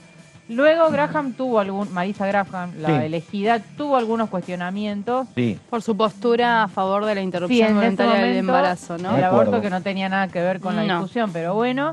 Y después por alguna que otra cosita ya ejerciendo funciones, pero lo importante es que se nombró. El ¿no? tema es este también, ¿no? Porque la figura de la Defensoría del Niño, Niña y Adolescente está muy cuestionada. ¿Cuál es el trabajo? ¿Qué es lo que están haciendo? ¿En dónde hay mejorías? Digo, porque tampoco es cuestión de nombrar por nombrar, porque Comulgo hablamos del con defensor usted del pueblo y... como nunca en nuestra vida coincido con vos. Ay, hay que anotar esta fecha. Dame una lapicera que me emociona. Porque ¿sabés qué pasa, Vero? Es cierto.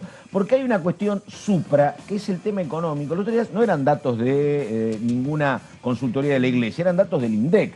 Mientras te sube la inflación, te sube la pobreza. Exacto. Es el principal problema. Digo, ¿qué otro derecho más vulnerado que es el de comer? O ropa, o techo. Y si eso no lo arreglás, no hay defensoría que te arregle, como la defensoría PYME. Digo, si no tenés una economía medianamente ordenada, que por supuesto que no es sencillo hacerlo. No, totalmente. Pero Pero para la cualquier sociedad son cuestión- cargos que dicen, ¿para qué sirven?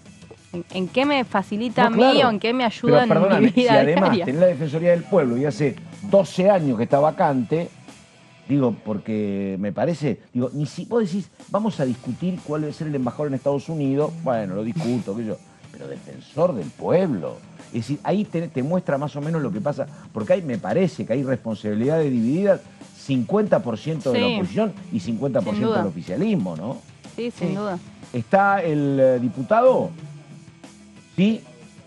Bueno, presentación y estamos entonces.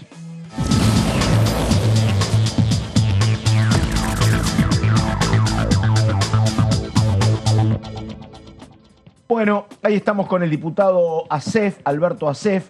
¿Cómo le va, diputado? ¿Qué dice? Buenos días. ¿Cómo le va? Bien, bien. Bueno, Día. a ver si nos ilumina un poquito, porque yo estoy tranquilo, pero las chicas estaban más enojadas. No, ¿sabes qué estamos hablando? Caro había hecho un muy buen trabajo sobre las faltas de acuerdo que imposibilitan reformas judiciales, por ejemplo, y caímos en el tema de que por falta de acuerdo de la dirigencia, hace 10, 12 años que no hay defensor del niño, que cuesta designar un procurador, y el problema es, desde su punto de vista, ¿por qué hay estas trabazones que ya llevan casi una década para designar cargos como defensor del pueblo, que no es tan complicado, o procurador, o un miembro más de la Corte? ¿Qué cree, Alberto? Nosotros, Carlos, no tenemos cultura institucional, decidida y definitivamente. Tenemos cultura institucional. La Defensoría del Pueblo es una institución, la Procuración Fiscal General es una institución. Claro. La Defensoría es una institución. No debe ser un instrumento de herramienta política, pero lo hemos transformado en herramientas políticas que además, en la medida que lo hemos transformado o politizado al extremo, la hemos desinstitucionalizado y desfuncionalizado, porque en definitiva no cumplen sus funciones. Ahora, por ejemplo, sí. Yo estaba escuchando recién la Defensoría del Niño. Claro. Si la Defensoría del Niño no controla a los niños que van a los piquetes, está fallando, pero absolutamente. Porque si hay un derecho del niño es a jugar o a ir a la escuela.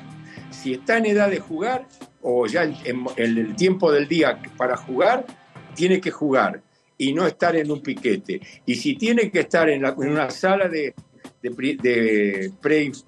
primaria o en la escuela primaria, tiene que estar en la escuela primaria, no en un piquete. Esa es la primera defensa del niño que hay que hacer por el futuro del niño. Ni siquiera me interesa ya a esta altura el orden en las calles, de los niños. ¿Y por qué no está una inspección de la Defensoría del Niño elevando la cuestión al fiscal de turno para que el fiscal de turno actúe? Esas cuestiones son las que no hacen que las instituciones vayan vaciándose y el descreimiento general sobre el funcionamiento de las instituciones hace que además las instituciones dejen de funcionar porque saben que no tienen credibilidad. Me acordé Es decir, es ahora, una especie me acordé de otra, Oficina Anticorrupción. Mamita, los últimos dos, ¿no? La verdad, ¿qué hacían? Eran absolutamente funcionales Sí. al poder de turno. Sí, sí. Absolutamente, también. Cuando se presentan las declaraciones juradas, el otro día las presentamos, Sí. hay inmuebles en zonas privilegiadas del conurbano, de la ciudad, que están valuados, según esas declaraciones juradas, en $900 o algo por el estilo. La verdad que todo es absurdo. Acá tenemos que tomar el toro por las astas y realmente sincerarnos. Sí. Ahora, perdóneme, en la cosa cotidiana, digo. O lo cuando queremos seguir. Sí, pero en la cosa cotidiana, ¿no pueden sentarse 3 o 4 de ustedes, 3 o 4 peronistas y avanzar con la designación, decir, che, este es el consenso para la Defensoría del Pueblo o ese tipo de cargo? Me parece que ahí es lo que falla, que no hay vínculo entre ustedes, me parece. Que en otro momento uno veía, me parece que el diálogo entre el peronismo clásico y el radicalismo clásico, me parece que era un diálogo que era resultados más concretos tenía. En realidad, el defensor del pueblo en este periodo le hubiera correspondido a un hombre dirigente opositor. Sí. Sí, a un opositor, según las convenciones establecidas. Sí. Y yo creo que ha habido dudas dentro de la misma oposición sobre a quién proponer. Claro, sí. No ha habido acuerdos en ese sentido. Entonces, es un tema delicado. Vuelvo a decir, para mí no tenemos cultura institucional y tendríamos que hacer un curso acelerado, pero también intenso, de culturalización institucional en la Argentina. Y no solamente los dirigentes, sino también todo el estamento dirigencial, social, empresarial y en general la población. Tendría que tener un sentido de lo institucional que no tenemos. La abstracción institucional sigue siendo una abstracción intangible, visible, incomprensible para nosotros. Claro. ¿Qué tal, diputado? Carolina Ramos lo saluda. Bueno, lo llevo al plano electoral. Estamos ya en la recta final de la campaña que termina en el día de mañana. El viernes ya estamos en veda.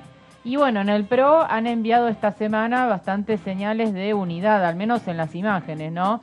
Tuvimos una imagen conjunta con Jorge Macri, de la que participaron Mauricio Macri, Larreta y Bullrich, y la definición de un búnker conjunto el día domingo. ¿Estas postales de unidad piensa que se van a replicar el día domingo después de las PASO?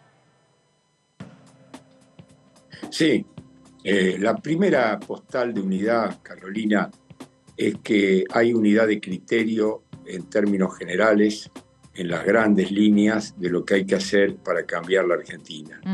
Eso es lo que quizás no se subraya suficientemente.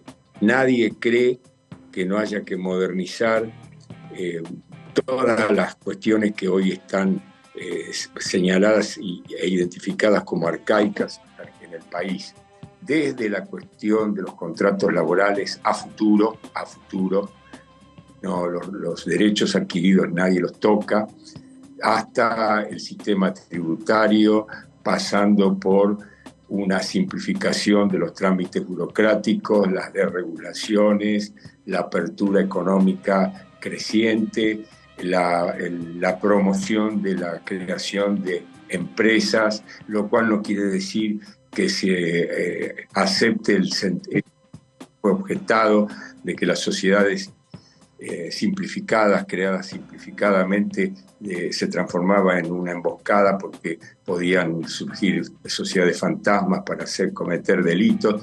Lo que tenemos que hacer, más allá de estas prevenciones, es simplificar la creación de empresas, promoverlas, favorecer la inversión.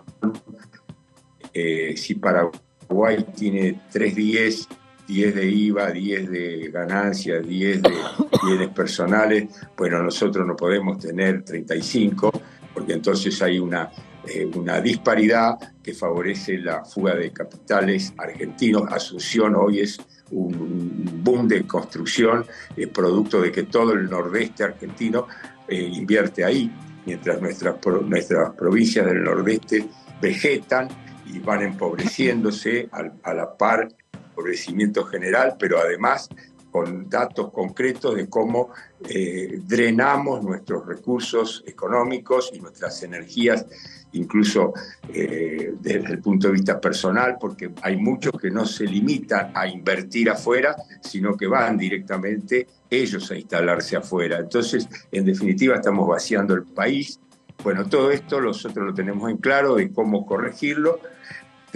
Sabemos muy bien que si tenemos déficit, ese es un desequilibrio que finalmente nos endeuda, y el endeudamiento es otro desequilibrio que nos drena riquezas, porque en vez de tener recursos para invertirlos en infraestructura de todo tipo, desde salud escolar hasta vial o portuaria o energética, lo tenemos que dedicar a pagar intereses de la deuda, ni siquiera amortizarla. Entonces todo eso está muy en claro Juntos por el Cambio, está muy en claro. La diferencia está en que, vamos a ser concretos, la diferencia está en un punto.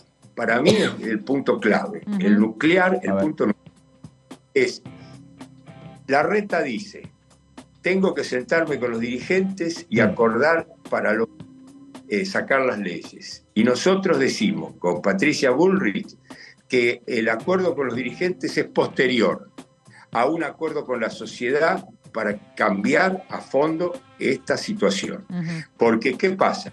Si hago el acuerdo con los dirigentes y eso me limita, muchas veces en el acuerdo me limita la intensidad del cambio, al no haber intensidad del cambio no se producen efectos claros e inmediatos, visibles en la sociedad, y la sociedad empieza a dudar sobre la eficacia del gobierno. Ese gradualismo hace bajar los brazos a muchos, desencanta a muchos, como pasó con Macri de alguna manera en el año 15. Pero Alberto, entonces, al perder consenso social, no se sientan a la mesa, porque los primeros que olfatean que el consenso social se está perdiendo son los dirigentes. Entonces es una especie de laberinto en el que entramos. Lo que tenemos que hacer es producir hechos, y esos hechos son los que van a generar... Sí, pero los hechos, dice Larreta, lo escuchaba ayer, los hechos se generan a través de las leyes, y las leyes la votan los diputados y senadores. Y si yo estoy negociando hipotéticamente una reforma laboral, por ejemplo, y yo no acuerdo con parte de la oposición, no tengo los votos. ¿Qué me va a dar la sociedad? Acá se gobierna, se delibera y se vota a través de diputados y senadores. Y está el concepto, pero está bien que la Constitución dice que el pueblo no delibera ni gobierna, sino a través de su representante. Y los 365 días del año el pueblo delibera. Vamos a ser sinceros. Y los 365 del año el pueblo de alguna manera incide en el gobierno, o para vaciarlo o para sostenerlo. Entonces hay frases que tienen su sentido desde el punto de vista formal de la representación política, pero también hay otras que invitan a la participación popular permanente, a una ciudadanía activa, militante, al que ese no te metas no existe. Es decir, el no te metas va en contra, está a favor de el pueblo no delibera ni gobierna, pero el no te metas es funesto, según el concepto que tenemos la mayoría de los argentinos. Tenemos que activar, tenemos que participar, tenemos que denunciar el delito, tenemos que ser los ojos en alerta del sistema de seguridad, como por ejemplo en San Miguel. Entonces es todo lo contrario, hay que deliberar, hay que actuar, hay que meterse. Por lo tanto, cuando usted tiene un pueblo activo, el político diputado que está dudando de apoyar, sabe que no puede negarse a apoyar una buena ley, no puede negarse a apoyar la autonomía del Banco Central, si fracasó la no autonomía del Banco Central. No puede negarse a eso. Entonces yo tengo que negociar, sí, en la comisión, finalmente, la letra fina de una ley, pero no la cuestión de fondo. La cuestión de fondo ya está resuelta porque hay un consenso para transformar al Banco Central en autónomo. O lo demolemos, como dice mi ley, o lo hacemos autónomo en serio. Lo contrario no sirve. Yo creo no que lo la quiero verdad, demoler. sí. Yo quiero una autonomía. Entonces, no me tengo que sentar a estudiar hasta qué límites es autónomo. Yo presento el proyecto de ley claro, transparente, que refleja el voto mayoritario de la gente que dice quiero autonomía del Banco Central. Es un ejemplo, ¿no? Ese proyecto... Sí. Yo le digo una cosa, sale yo creo que yo no estoy en condiciones, por mi formación, de decir si quiero un Banco Central que no exista como mi ley o absolutamente independiente o con otras cargas. Yo creo que no estoy preparado. Por lo tanto, lo que hago yo es decir, bueno, a ver, yo voté determinado espacio, en ese espacio yo confío por la historia, porque hay gente que está preparada, entonces yo les delego que ellos determinen qué hacer. Pero yo votar sobre el tipo de Banco Central no tengo preparación yo para elegir eso. Ni tampoco para la reforma laboral. La mayoría de la gente creo que si es consciente no está preparada. Está bien, Uno Carlos. elige a los que Está saben, bien, supongo. A veces saben poco, pero bueno, está bien. Pero está bien. Sí. Está bien. Tiene razón usted. Pero yo lo que digo, que si el pueblo vota en octubre y supuestamente hay un mandato en noviembre, y el programa que vota es la autonomía, bueno, ya está el mandato. Entonces hay que traducirlo en un proyecto de ley. Alberto, perdóneme, hablando de cuestiones concretas, el 23 la oposición convoca a una reunión, a una sesión por el tema alquileres. Como me dijo Romina del Pla, falta una vida todavía, pero bueno, faltan, qué sé yo, 15 días. ¿Qué puede pasar ahí? Depende del resultado, si gana Larreta, si gana Patricia, ¿de qué depende eso? Bueno, siempre hay una dependencia, una subordinación al electoral. Evidentemente lo electoral marca una línea, marca una tendencia, pero de todas maneras este tema de los alquileres hay que resolverlo, ¿no? Hay dos posiciones, más allá de la posición de negarse a tocar la ley actual por parte de sectores del oficialismo. La posición número uno es lisa y llanamente derogar la ley y volver al Código Civil y después ver si tenemos que hacerle algunas reformas al Código Civil o hacer alguna regulación, pero de características muy distintas a la actual. La otra posición es hacer reformas a la actual ley en 2 o 3 aspectos fundamentales. El proceso de desalojo que sea más rápido, el proceso de actualización de los alquileres que sea más libre o que pueda cortarse a 3-6 meses para evitar cambios abruptos, y después el tema del periodo de la locación, que en vez de ser de 3 años, que sea de 2, o que puede dejarse librada a las partes a partir de 1 año como mínimo. Pero, es decir, hay la posición más fácil, por decir así, derogó la ley y no creo que tenga exactamente la mayoría esa postura. La mayoría tiene la postura de hacer algunas modificaciones en orden a los 3 temas que acabo de mencionar. O quizás 2 también, porque a lo mejor el tema del desalojo express o rápido no puede lograr consenso, pero si lograr consenso, reducir el periodo de alocación de 3 a 2 años y puede lograr consenso la actualización más periódica en lugar de llevarla a 1 año, porque en 1 año con este proceso inflacionario el cambio es abrupto, está pagando 50.000 pesos y pasa a pagar 120 o 130, paga 100.000, tiene que pagar 250, y eso realmente no es más que un impacto negativo para el inquilino, inaceptable, y para el propio propietario, que durante un año se ve devaluado el alquiler a punto que prácticamente es irrisorio en muchos casos. Entonces, bueno, eso me parece que va este es un caso testigo de de la pertenencia de cada uno de los diputados a distintos bloques, porque hemos hablado, mire, con Pedrini, hemos hablado con el diputado mendocino, doble apellido que se me escapa ahora, el productor rural, el del tractor amarillo, Pérez Plaza, recién hablábamos con Herrera, que ellos plantean que algo hay que hacer. Y ustedes también tienen, digo, Lombardi dice que hay que derogar la ley, pero otros de ustedes dicen, no, busquemos un camino intermedio. Me parece que a lo mejor podrían juntarse para un tema tan sensible y acercar alguna posición. ¿Cuál es la postura de Bullrich al respecto? Y debe ser la de Cos. La de Lombardi. Sí, no, claro. No, yo no la escuché expresamente sobre este tema. Claro, yo tampoco, por eso. No hablé sobre este tema.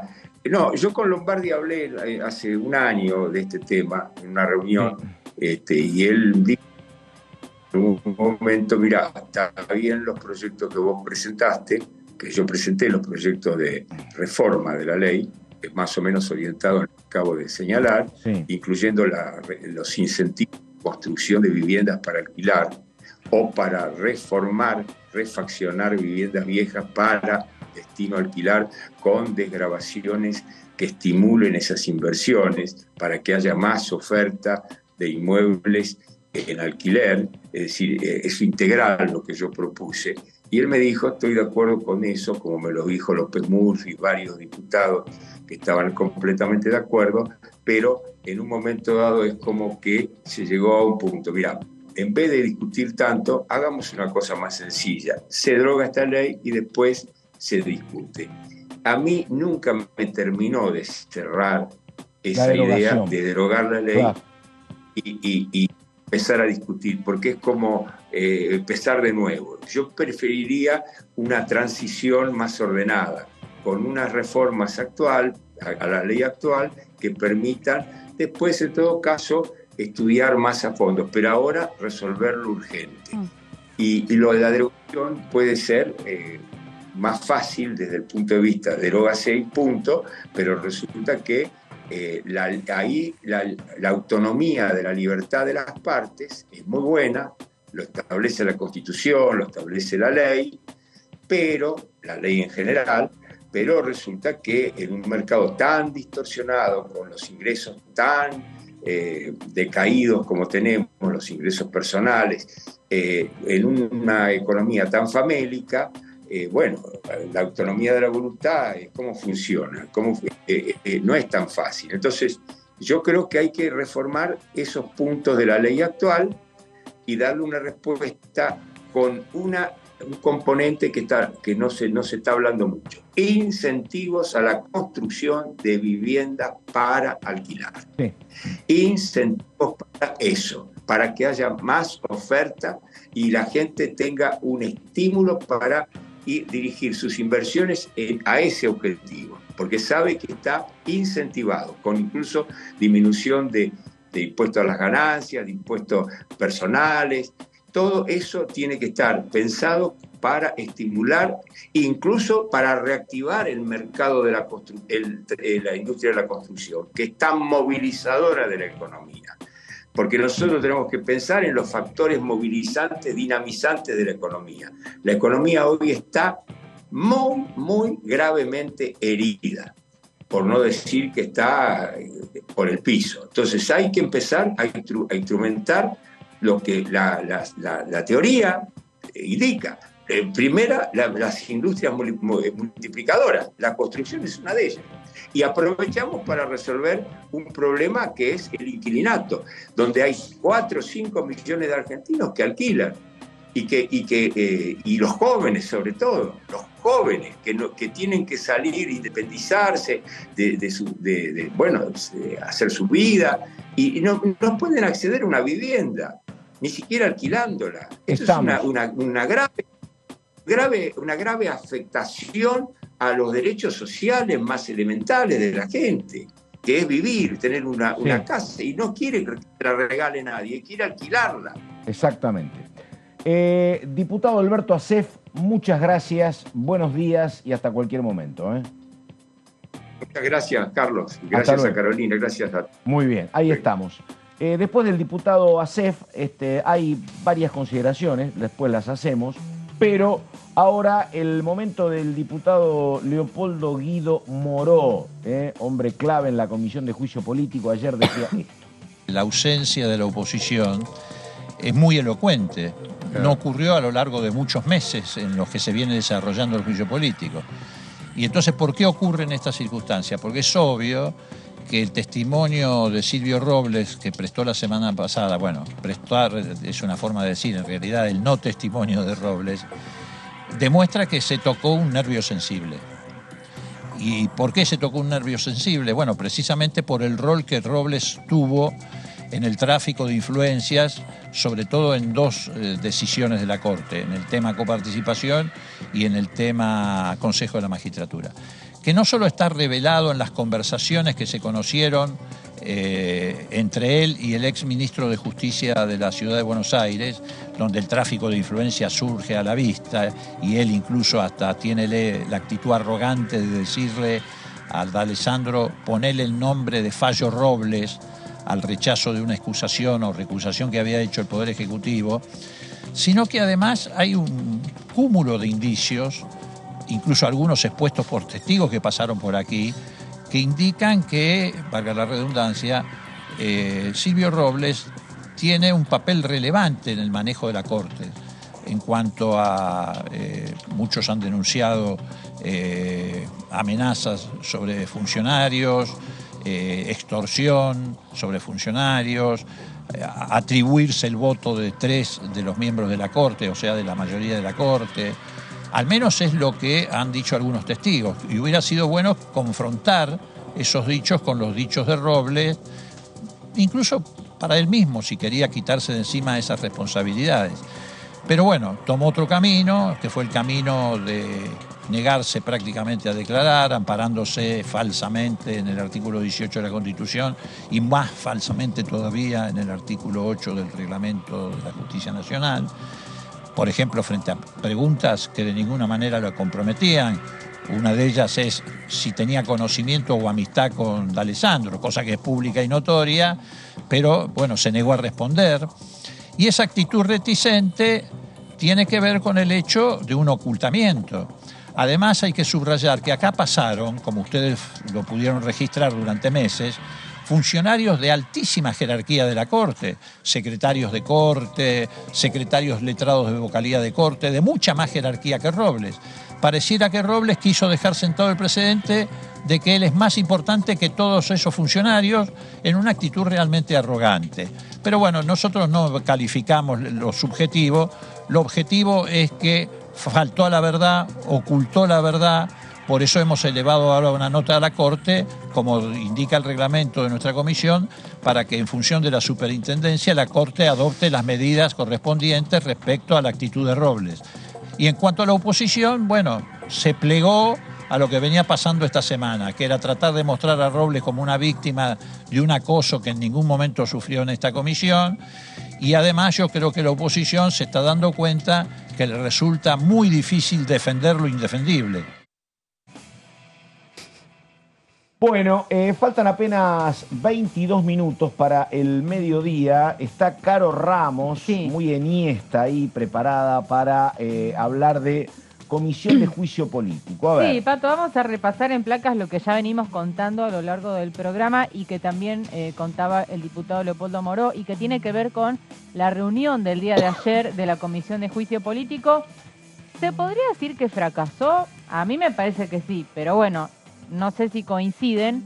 Es chino explicar, no vino la oposición y no vinieron los invitados. Por eso. Transformarlo en un éxito, pero bueno, ¿qué va a ser? Totalmente. Es difícil. Pero bueno, lo cierto es que el oficialismo intentó retomar el proceso de acusación contra los jueces de la Corte Suprema, pero por un lado Juntos por el Cambio vació la reunión, Tampoco, bueno, en la comisión muchos se olvidan, pero está Topo Rodríguez también, que no va nunca, o sea que no es una sorpresa, pero sí en el caso de Juntos por el Cambio, que venía asistiendo fundamentalmente la coalición cívica a las reuniones. Ahora, perdóname, te hago una consulta, Caro. La explicación, que ayer me la contaba Laura Serra, sí, lo vamos a ver en la y Daniela, y vos también me la contaste, digo, ¿ahí qué pasó? ¿Por qué el oficialismo convocó con 24 horas de anticipación nada más? Eso desconozco el motivo, porque tampoco... Te ponía al filo del fracaso también, ¿no? Y sí.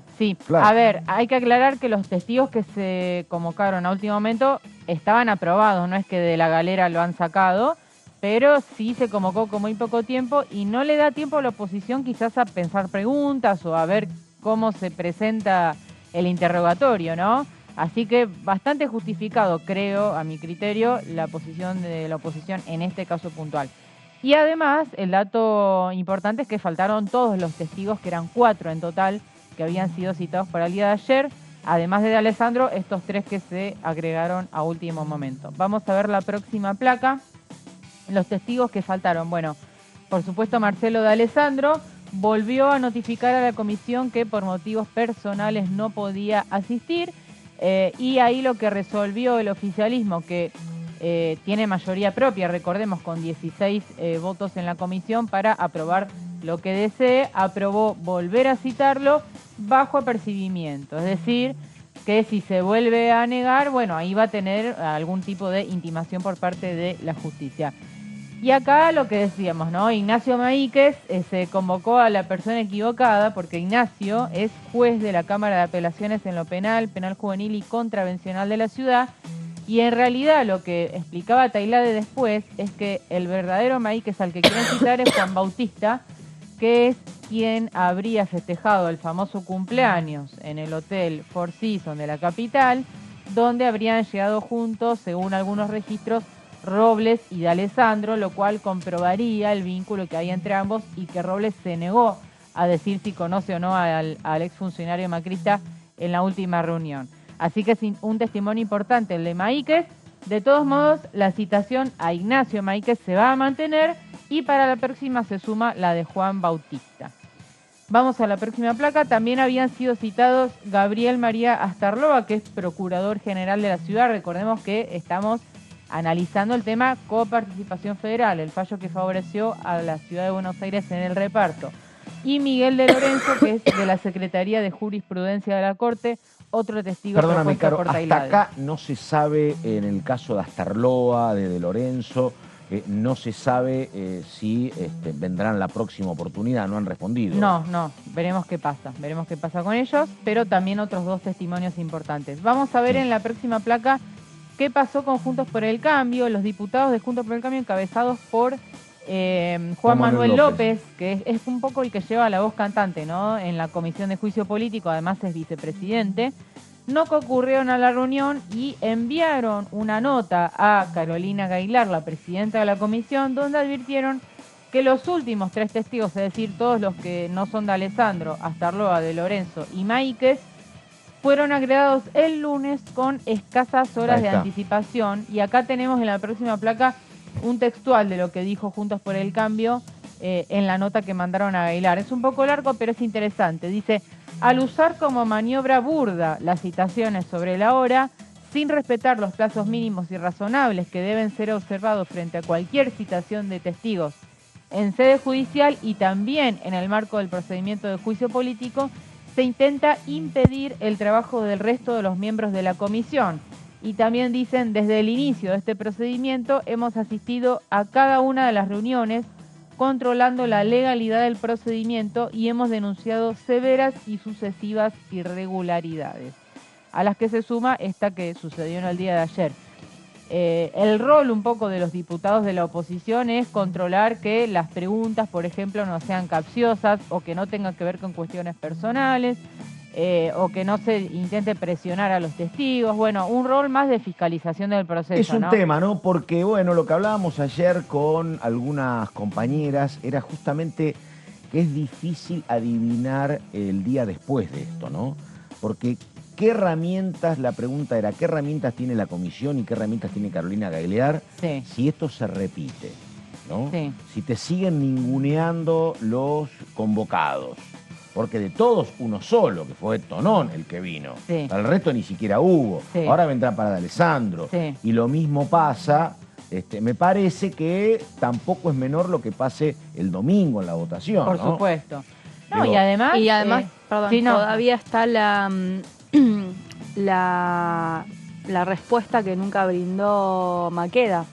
Bien, por ejemplo. Sí, bueno, Con estaba respecto a enojado la ayer. orden. Me acordé, ayer estaba muy enojado Tailade. Tailade dice, mirá, podría haber tenido un gesto, no tuvo el más mínimo. Bueno, Eso del ninguneo, todo- digo. Exactamente. El ministro de la Corte que está haciendo Exactamente. unos juzgados. Si tuviste que recurrir a la justicia en un solo caso, no podés. Me parece que, bueno, esto es lo que está casi te diría que está más en manos de la oposición en resolver si sigue viniendo o no, pero si la oposición no viene, ¿cómo haces para decirle, che, tienen que venir?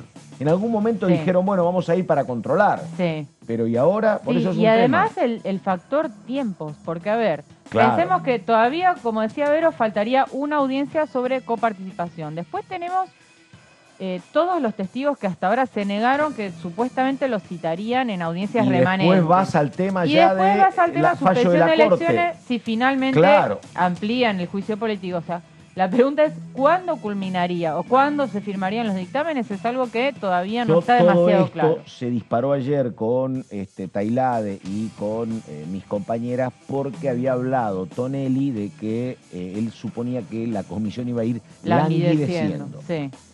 Exactamente. Bien. Bueno, vamos a ver las próximas placas. ¿Qué más tenemos de lo que pasó ayer?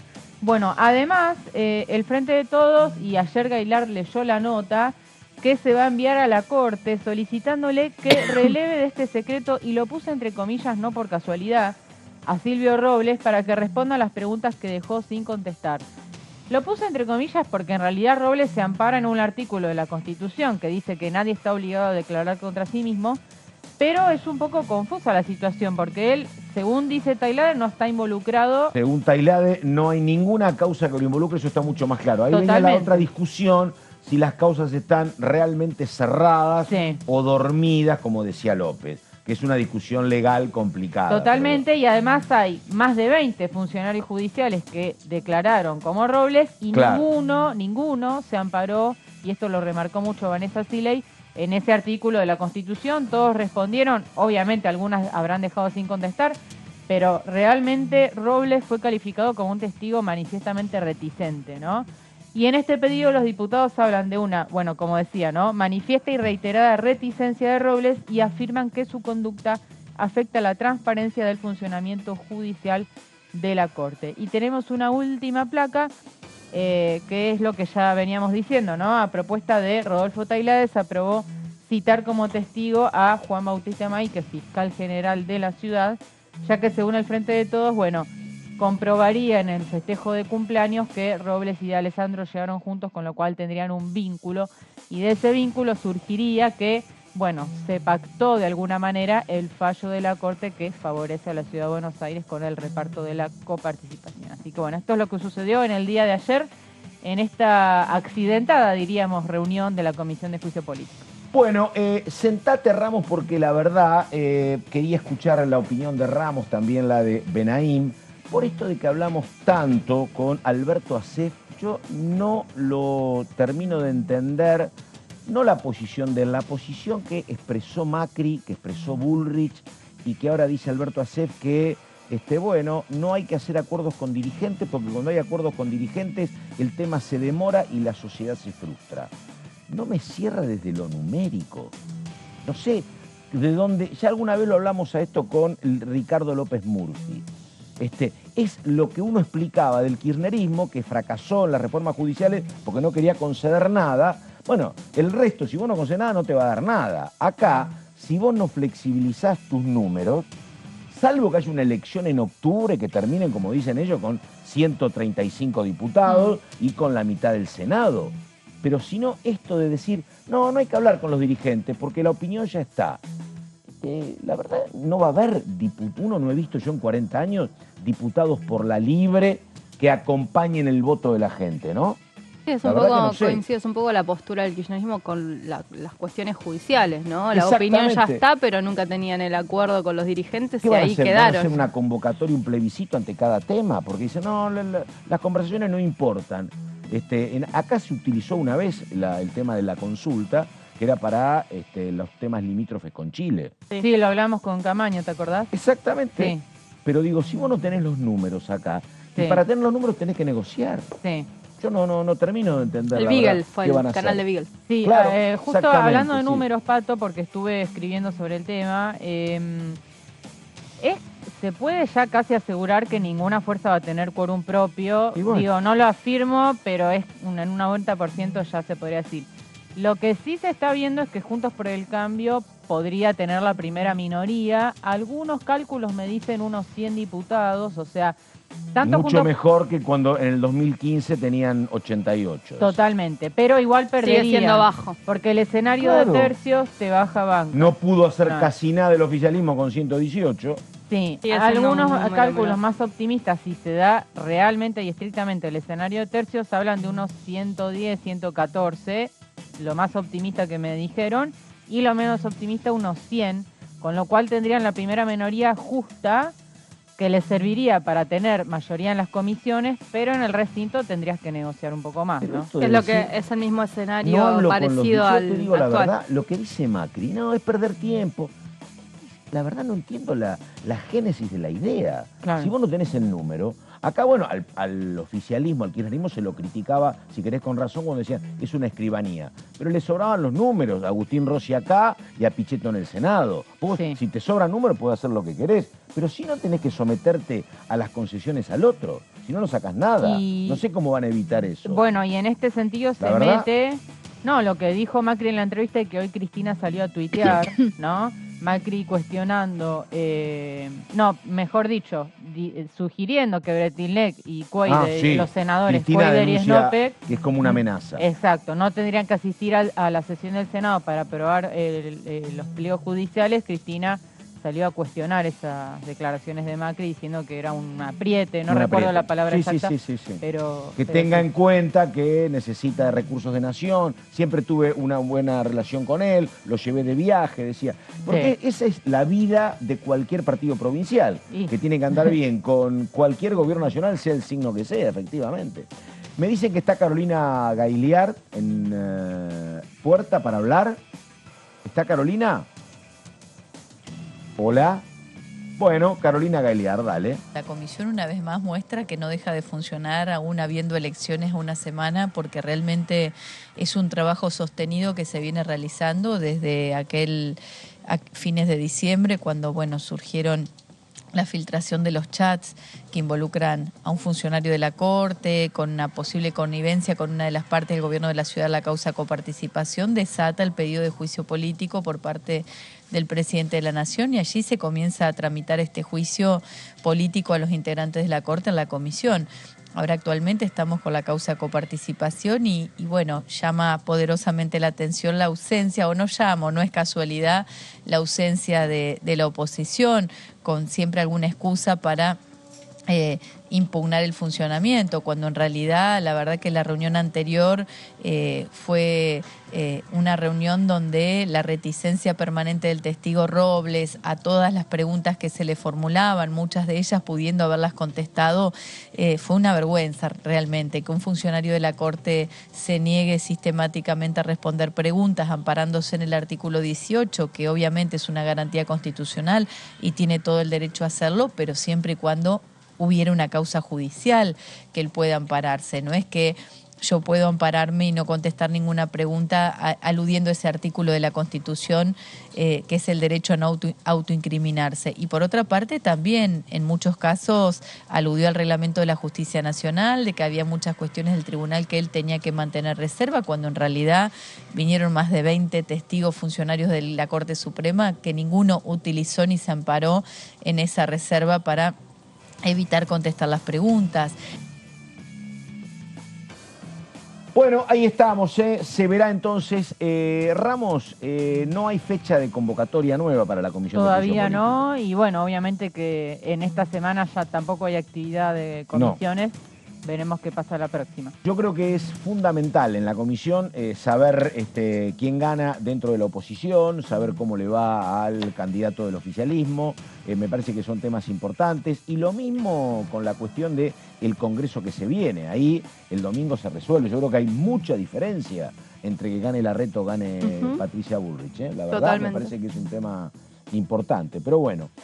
Nada, nosotros nos estamos yendo, les recordamos entonces, básicamente esta semana tomada por lo que pasó y lo que no pasó en la Comisión de Juicio Político y esperando lo del próximo 23, donde viste que esto no es tan común.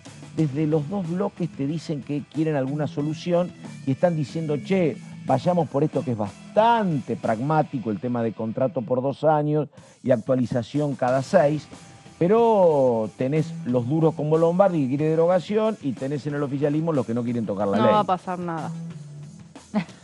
Qué bar, mirá que yo le pongo empeño.